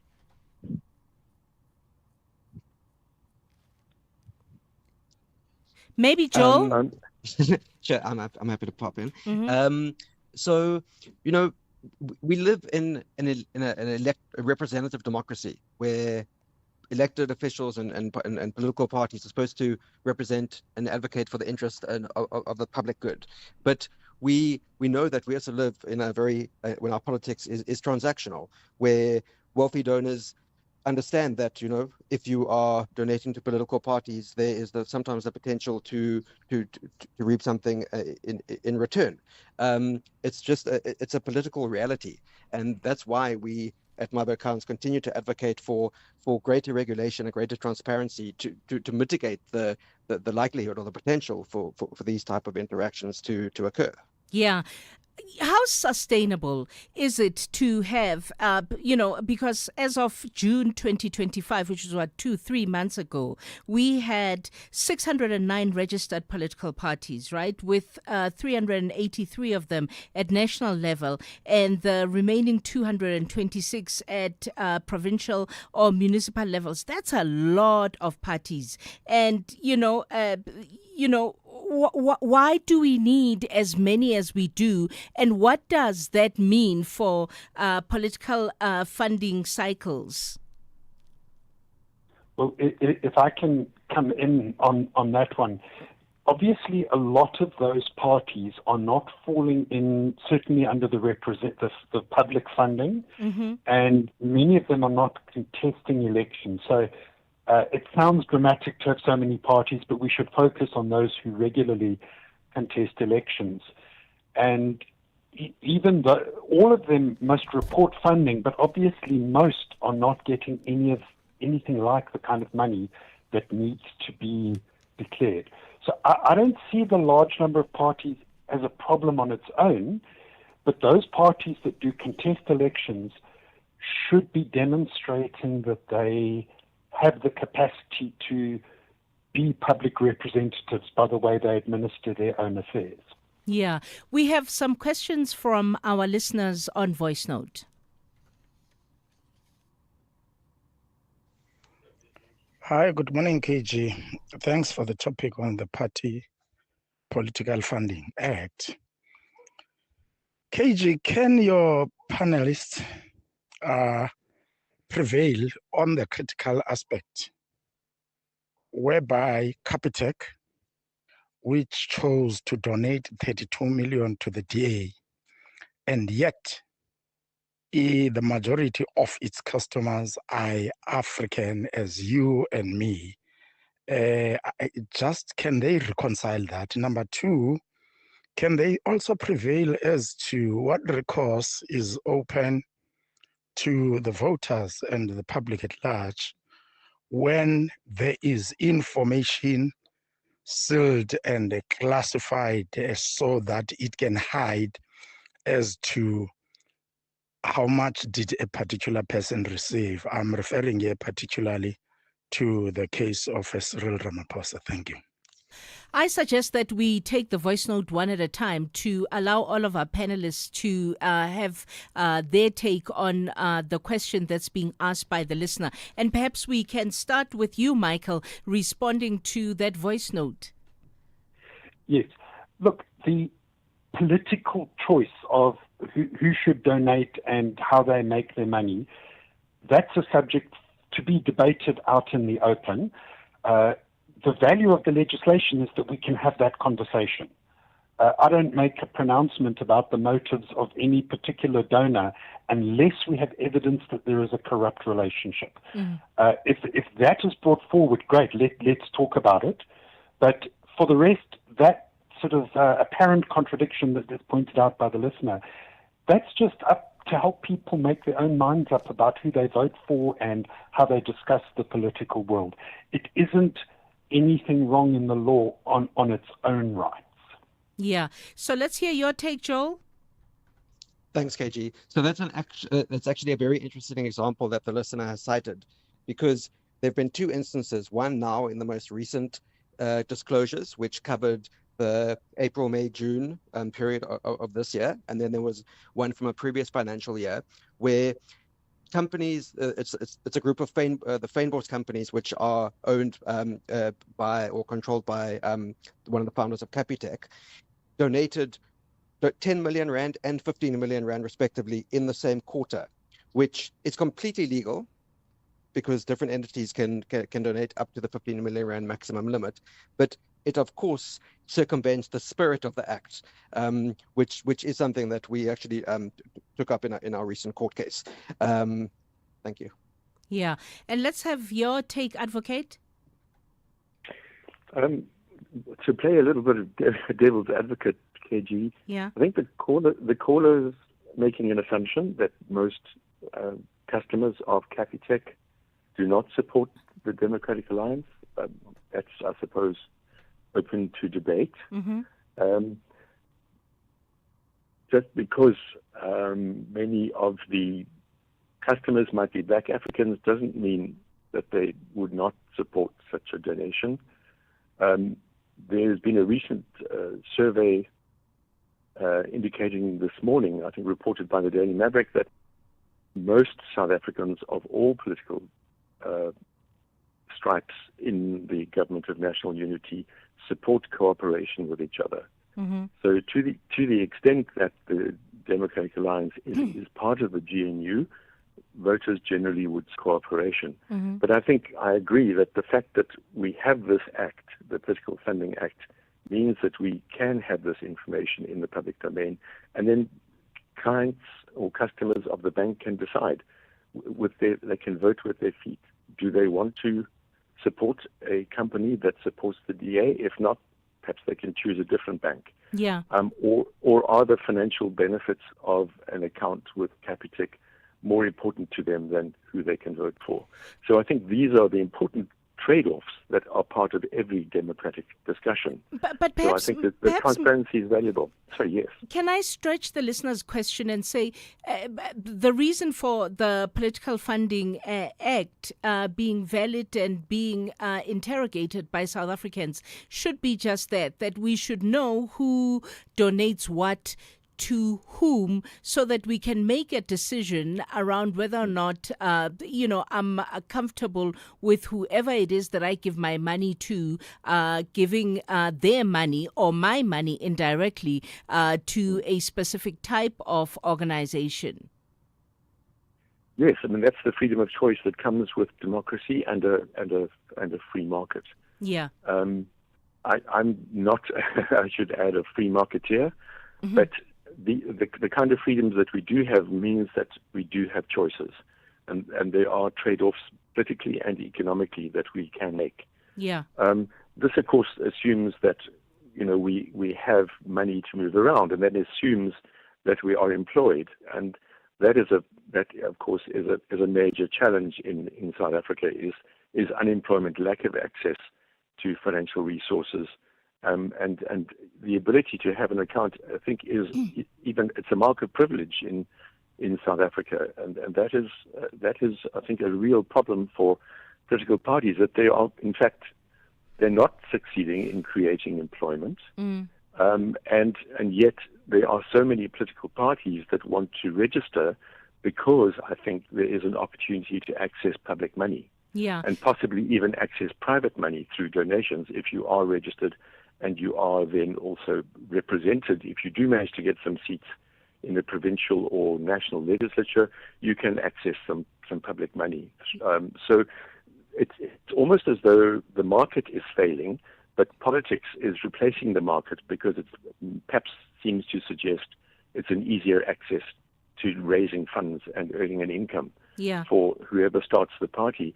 And I think that is an indictment of our overall governance, that the economy is not growing and creating employment, where politics is seen as an employment opportunity, and rather than through the economy. Yeah. Okay. Let's hear another voice note. Here we go. Good morning, KG and your guest. KG, we must dig deep when it comes to political funding. We can say so and so is funding a certain political parties without knowing who are the masters behind the check.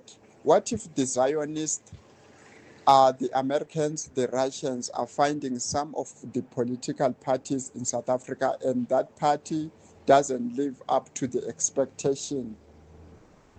This type of funding can divide the country because the so-called opposition, the so-called ruling parties will cause chaos in the democracy of our country. Pranma by Protea Glen.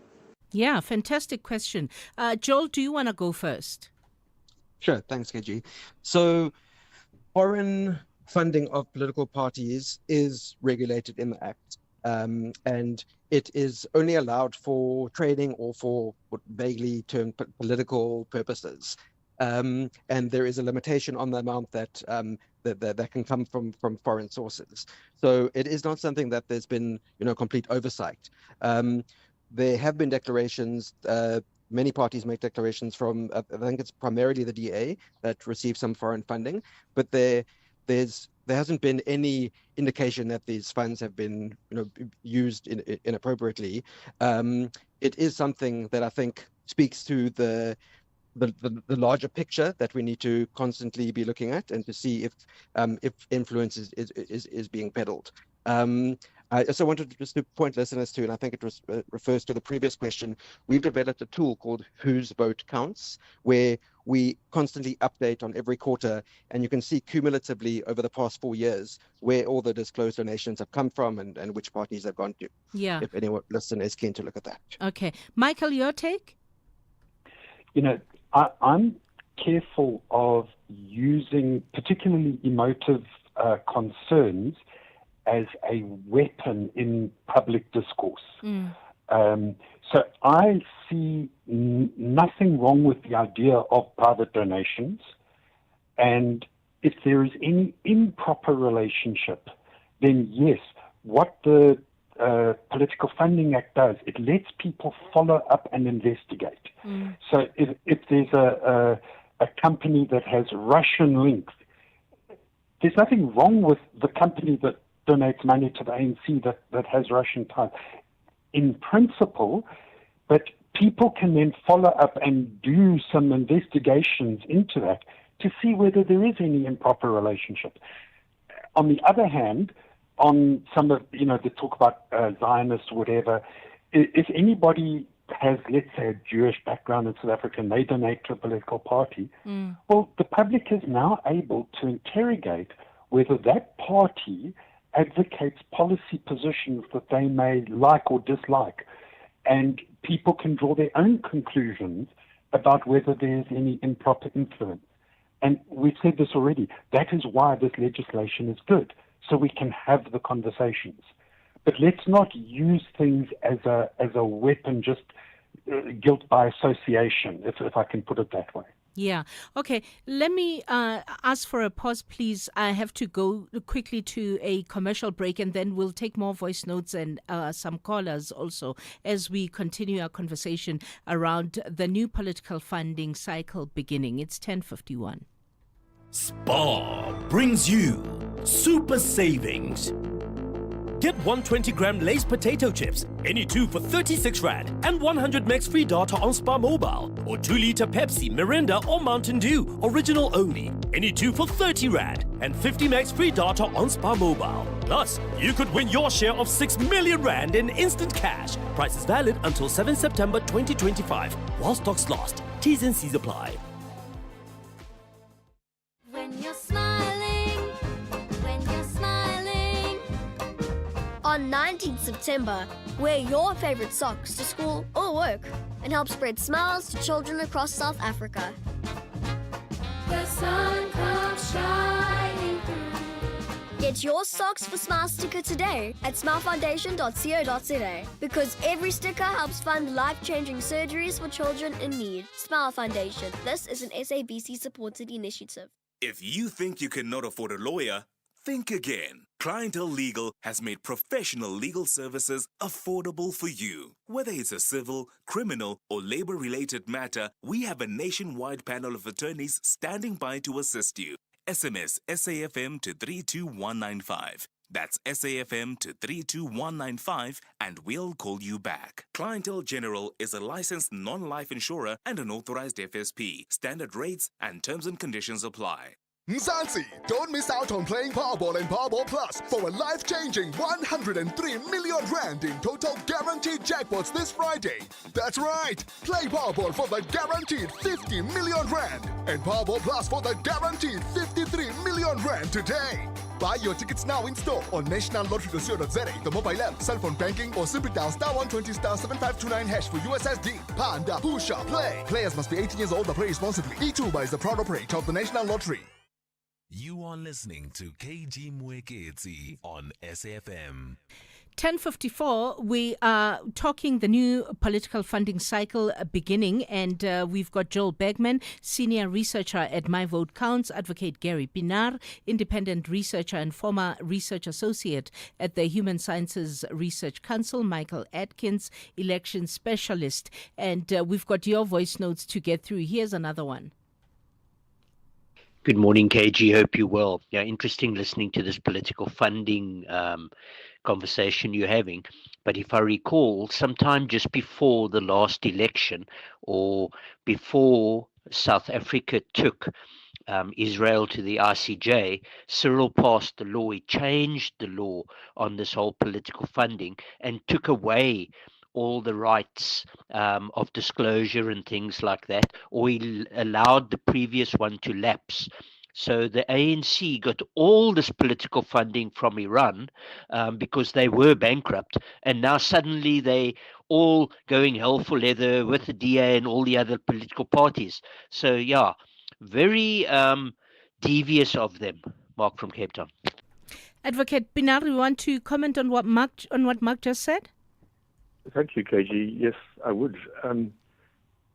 Well, I would say we have a really impressive cohort of investigative journalists in this country, and none of them have come up with any proof for that assertion made by that caller. That is a rumor. It's unfounded at this stage, and it is true that there was a gap in the law, and my accounts went to court to close the gap, to their credit. But yeah, we don't know what happened while that gap did exist in the legislation. But at the moment, there is no evidence that Iran funded the ICJ case or funded the IEC irregularly or with in breach of the law. Because as it was indicated earlier, foreign donations are allowed up to about 5 million rand a year. That would be quite legitimate, but they must be used for the purposes specified in the Act. I'll leave it to my colleagues on the panel to add anything else. Yeah. Joel, do you want to add anything else? Well, yeah, it is true that for a period of 3 months, right before one of the most consequential elections in our history, that the two key limits were essentially null and void, and that parties could theoretically, actually legally, accept donations of any amount and not have to make disclosures. And that's why we went to court and got the lacuna closed.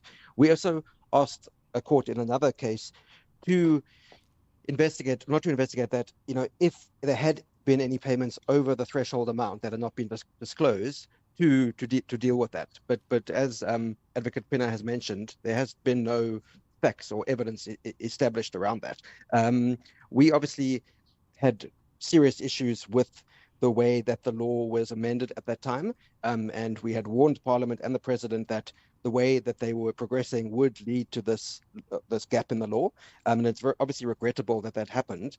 The IEC also quite productively met with political parties at that time, and there was apparently an agreement made that the parties would continue to comply with the law, even though it was actually had been essentially decimated for a few months. Yeah.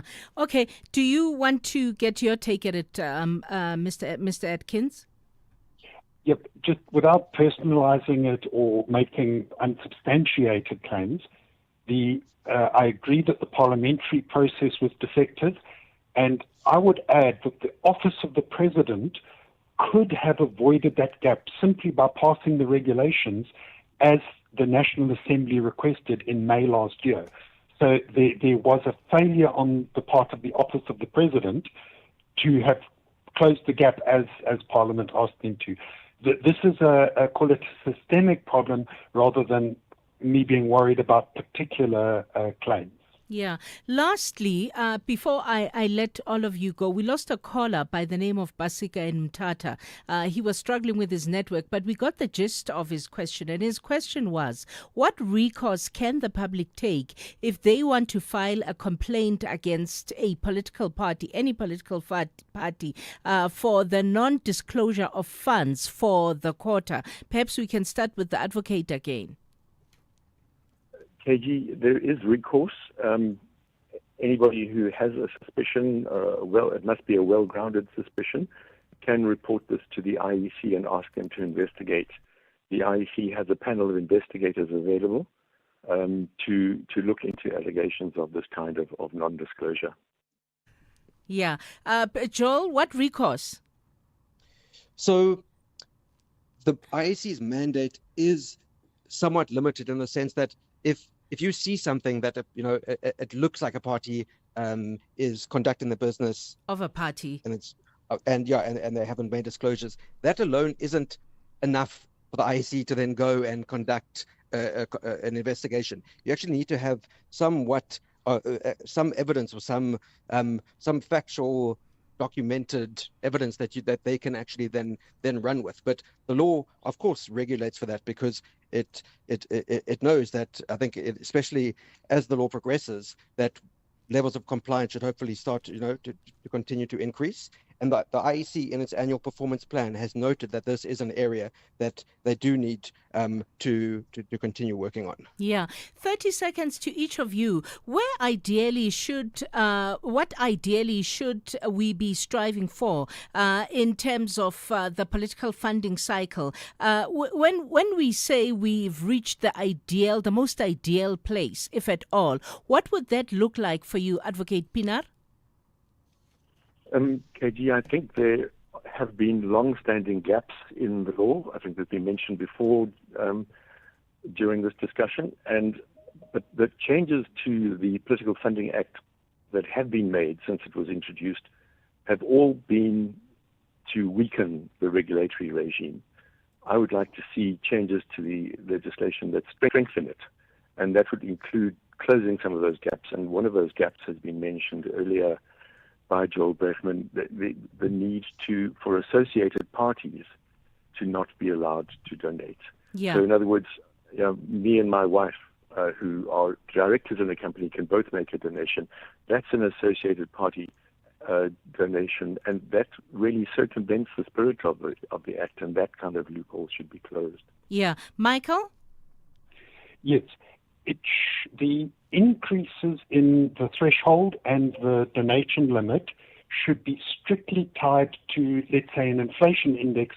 It should not be possible to just double them as they have happened, because what happens if they make the threshold 50 million rand? Then nobody would know anything about any donations. So those limits and thresholds must be very strictly tied and increase incrementally. Yeah, and quickly, Joel?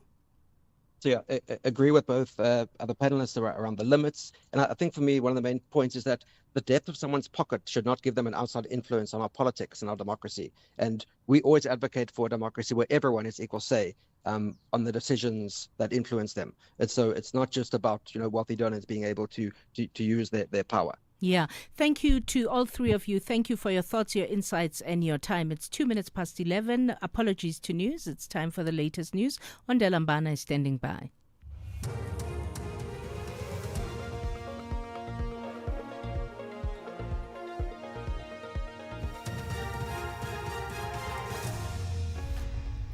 Thank you, KG. On the top stories, Premier Lesufi speaks on plans to establish political killings task team, and EU agrees on UK ceasefire deal. For SAFM News, I am Ondela Mbana, and a very good morning. The Gauteng Premier, Panyaza Lesufi, says they hope to draw lessons from the Madlanga Commission of Inquiry to ensure that there is no political interference in the newly planned political killings task team. On Wednesday, Lesufi announced plans to establish this task team, which will investigate politically motivated murders in the province dating back to 2010.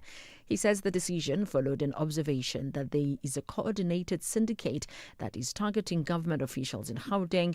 Lesufi says the province will ensure that the team is well resourced to effectively carry out its duties. What excites me is that it's going in parallel with the commission. It's going to run parallel with the parliament that is dealing with this matter, which simply means that we are going to draw lessons from those institutions, and therefore it will serve as a guide.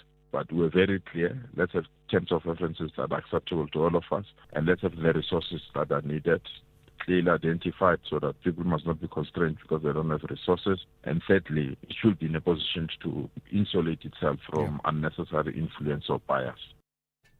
Parliament's ad hoc committee set up to look into threats of national security will meet this afternoon to discuss a report on progress with regards to its preparations. The committee was established following allegations by KwaZulu-Natal Provincial Police Commissioner Nhlanhla Mkhwanazi of serious corruption in the criminal justice system. The committee has set up its terms of reference in its last meeting. It is expected that MPs will today discuss which witnesses will be called and when its first hearing will take place. The case of the 39-year-old man accused of killing his wife, Dr. Nondumiso Sibanyoni, has been postponed to November 17th for the accused to get a new lawyer. Sfiso Sibanyoni briefly appeared in the Nelspruit Regional Court in Mbombela, Mpumalanga. He's facing charges of murder and conspiracy to commit murder. Dr. Sibanyoni was fatally shot outside a fitness center in Mbombela last year. The couple was in the process of a divorce when the deceased was shot and killed. Previously, the accused was remanded in custody after the court found no exceptional circumstances to grant him bail. The KwaZulu-Natal Transport Department says one of the agreements reached with the eThekwini taxi industry is to ensure that operating licenses are issued on time, which was a key concern raised by the taxi operators. The agreement was reached in a meeting with the South African National Taxi Council in the region yesterday, following a stay-away by taxi operators. The strike action was a response to the impoundment of 30 taxis for operating without permits. Services have since resumed in the municipality.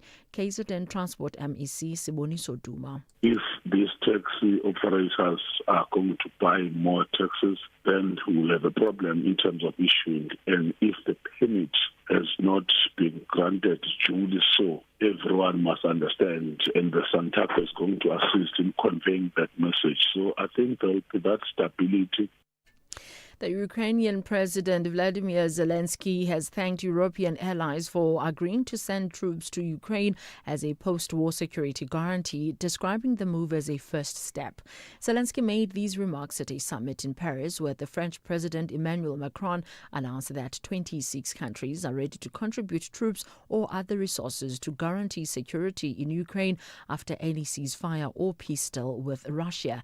The BBC's James Waterhouse has the details. What's notable is who isn't. Italy, Poland, yes, supporters of Ukraine, but seemingly unwilling to provide the troops after a ceasefire is signed or after the war is paused. We're told, according to the French President Emmanuel Macron, there is already a military and political solution that has been presented to Donald Trump, but here is the rub. It needs the US president to go for it, because otherwise this is just political. It still needs the might of America to mean anything. Recapping the top story, the Gauteng Premier Panyaza Lesufi says they hope to draw lessons from the Madlanga Commission of Inquiry to ensure that there is no political interference in the newly planned political killings task team. I'm on Delambana for SAFM News Headlines at 11:30. This Heritage Month, SAFM invites you to journey into the past while shaping the future under the theme Reimagine Our Heritage Institutions for a New Era.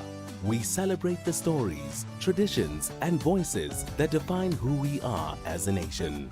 From vibrant conversations to thought-provoking debates, SAFM is where heritage meets innovation, connecting generations and keeping our culture alive in a changing world. SAFM, leading the conversations that move us.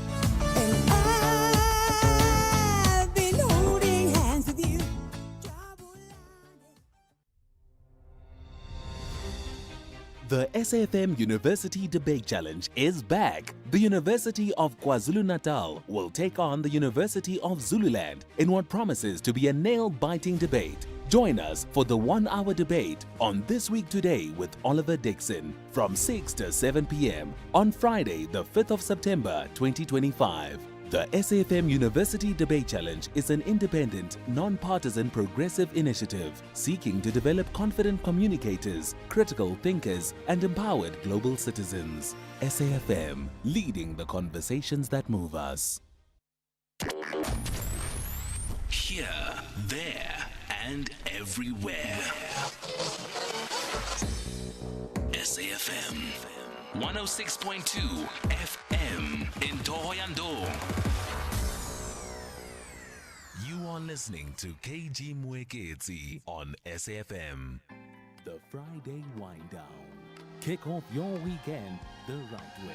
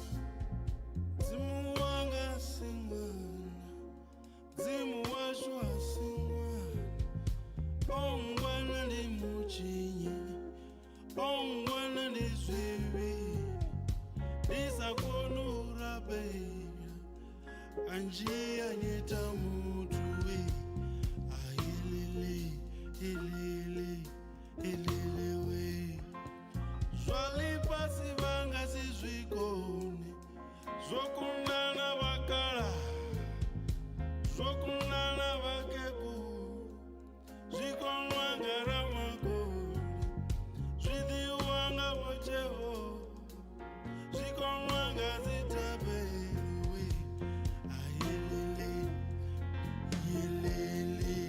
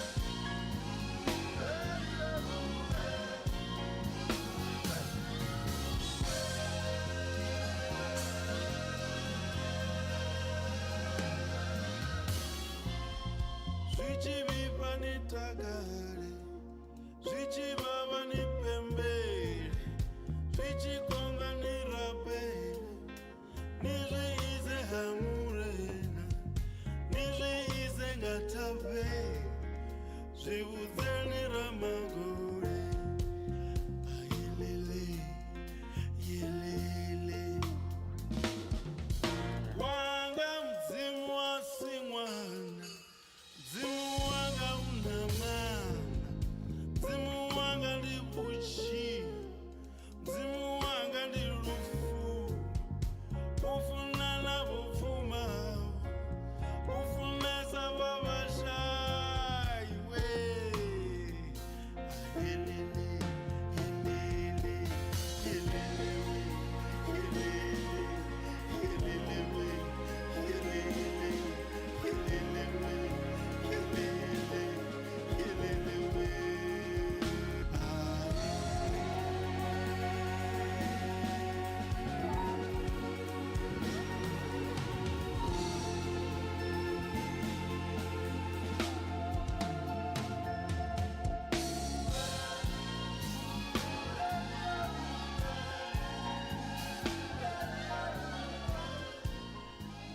So this interview is proudly brought to you by the 2025 edition of the Standard Bank Joy of Jazz Festival. And that song is Mudzimu Washu, that amazing song. I need to qualify it. That amazing song is called Mudzimu Washu from our next guest who grew up in a musical background family. He was well inspired by his father, actually, who played multiple musical instruments, including the harp, mbia, and percussions. And his music is derived from Tshivenda indigenous music fused with African jazz. He's mastered the art of merging Tshivenda folk music that apparently is called Malende and Chikona reeds dance with contemporary music. And to get the story of his creative journey, and we'll also hear his new single later, Zonaka, and his upcoming performance at the Joy of Jazz. I am so excited to meet, actually, because I've loved Lwene Chivale forever. Because on the cover of his album, I didn't see his face. This is even the first time I lay my eyes on him. He's a guitarist. He's a music composer. He's a jingle writer. He's a singer. He's a teacher. You're many things. Hello. Nice to meet you. Yo. So what do I say, when you say nda? You said I say You say, yeah, just say At least I knew. Yeah. How are you? Ndlovu, I'm fine and blessed. So we're gonna have to have this conversation in English because Yes, I'm of course, challenged. yes.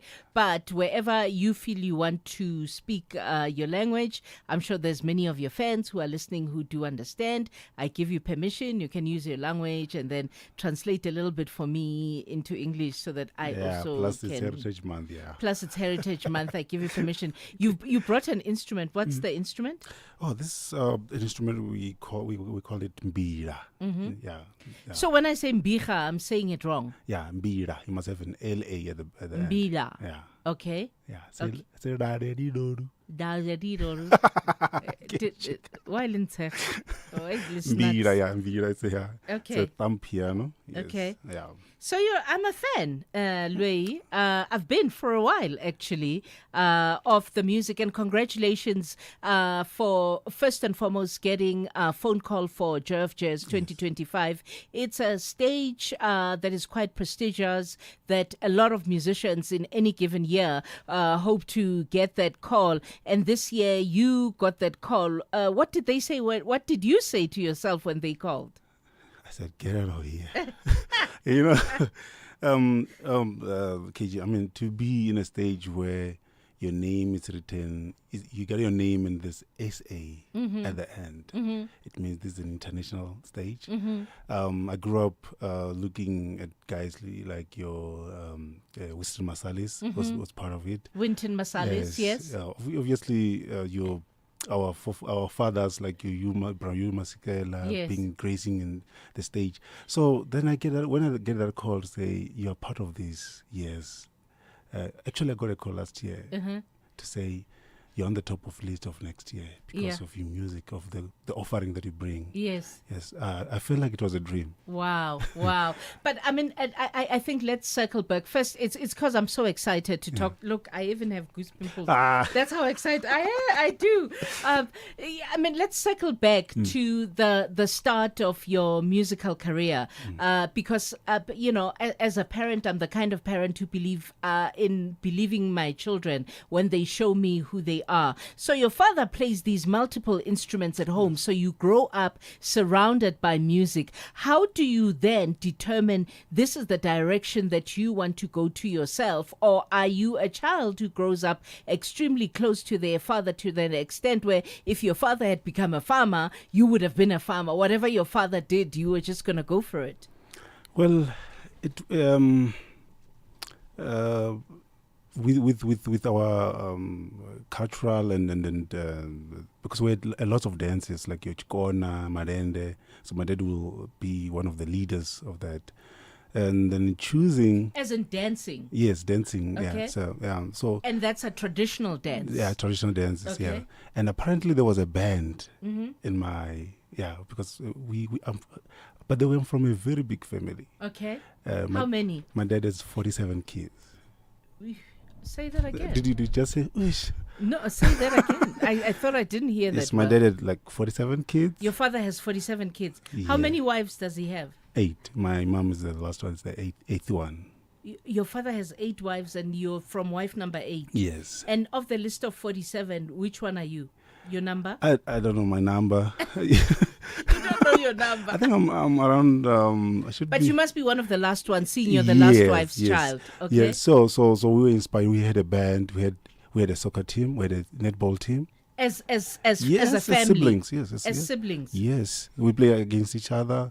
You had a friend in the yard. You have an enemy. You have a friend and an enemy. Yes. But then do you get enough attention? And I love that you've And brought we that had our own discussion. school. You had your own school Yes. Before it was.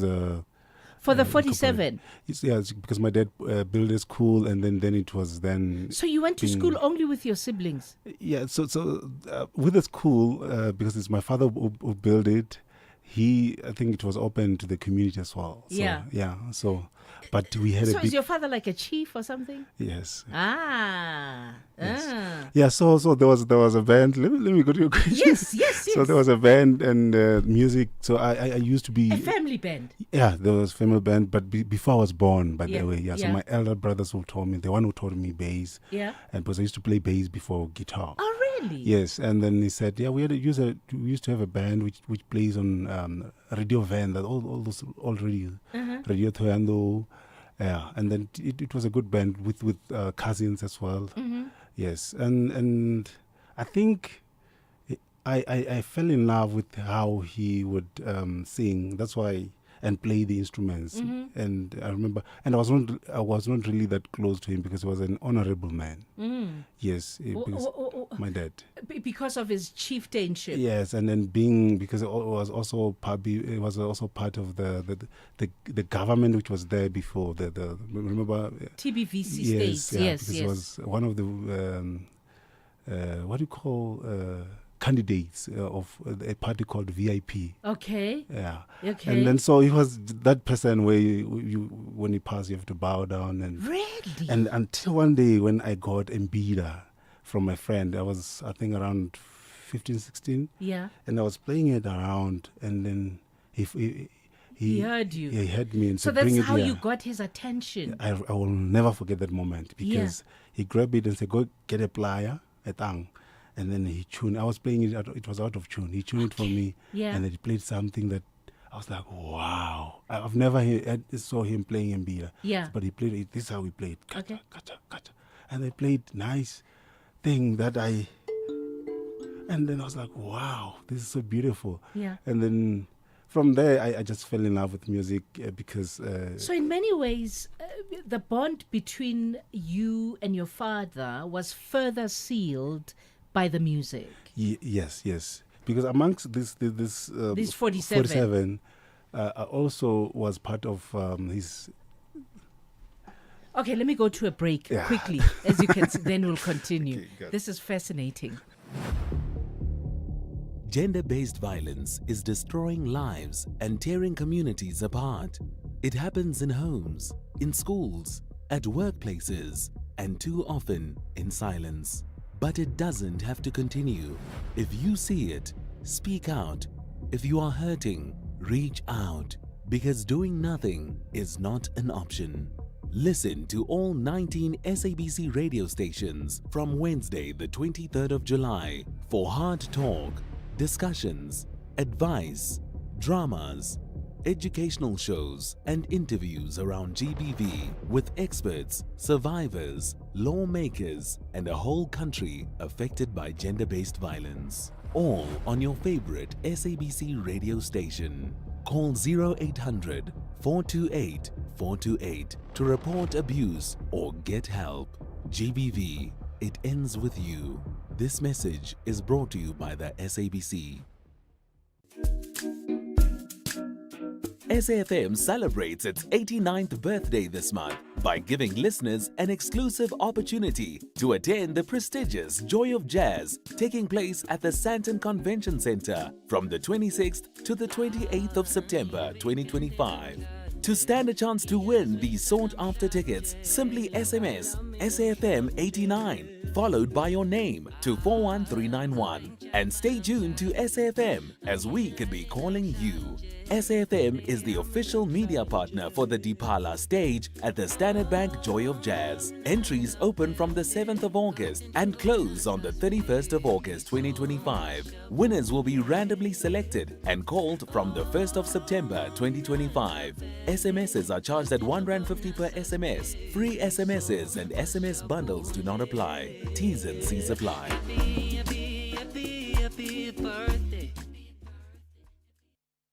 You are listening to KG Mwekezi on SAFM. So welcome back. If you just joined us, we've been having what I think is a very fascinating conversation with Lwene Chivale. He's a guitarist, he's a music composer, he's a jingle writer, he's a singer, and he's a teacher, and he's one of the artists that are going to be performing this year at the Standard Bank Joy of Jazz 2025 edition. And he was at the point where he was telling me, of course, he's told told us that he's one of 47 children. His father has 8 wives. He comes from the 8th wife and is one of the youngest of his siblings.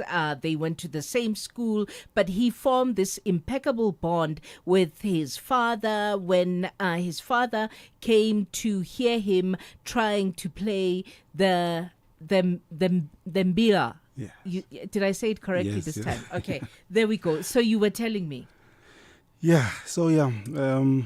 So I was saying that I think music then opens the door to almost a deeper relationship that you probably had longed for. Because I'm going to assume when you're one of 47, you're always scrambling for attention from the parent because there's so many of you. But you found resonance with each other because of the instrument that you brought today. Yes, and to say this, amongst because we had our own Chikona. Chikona, it's more like an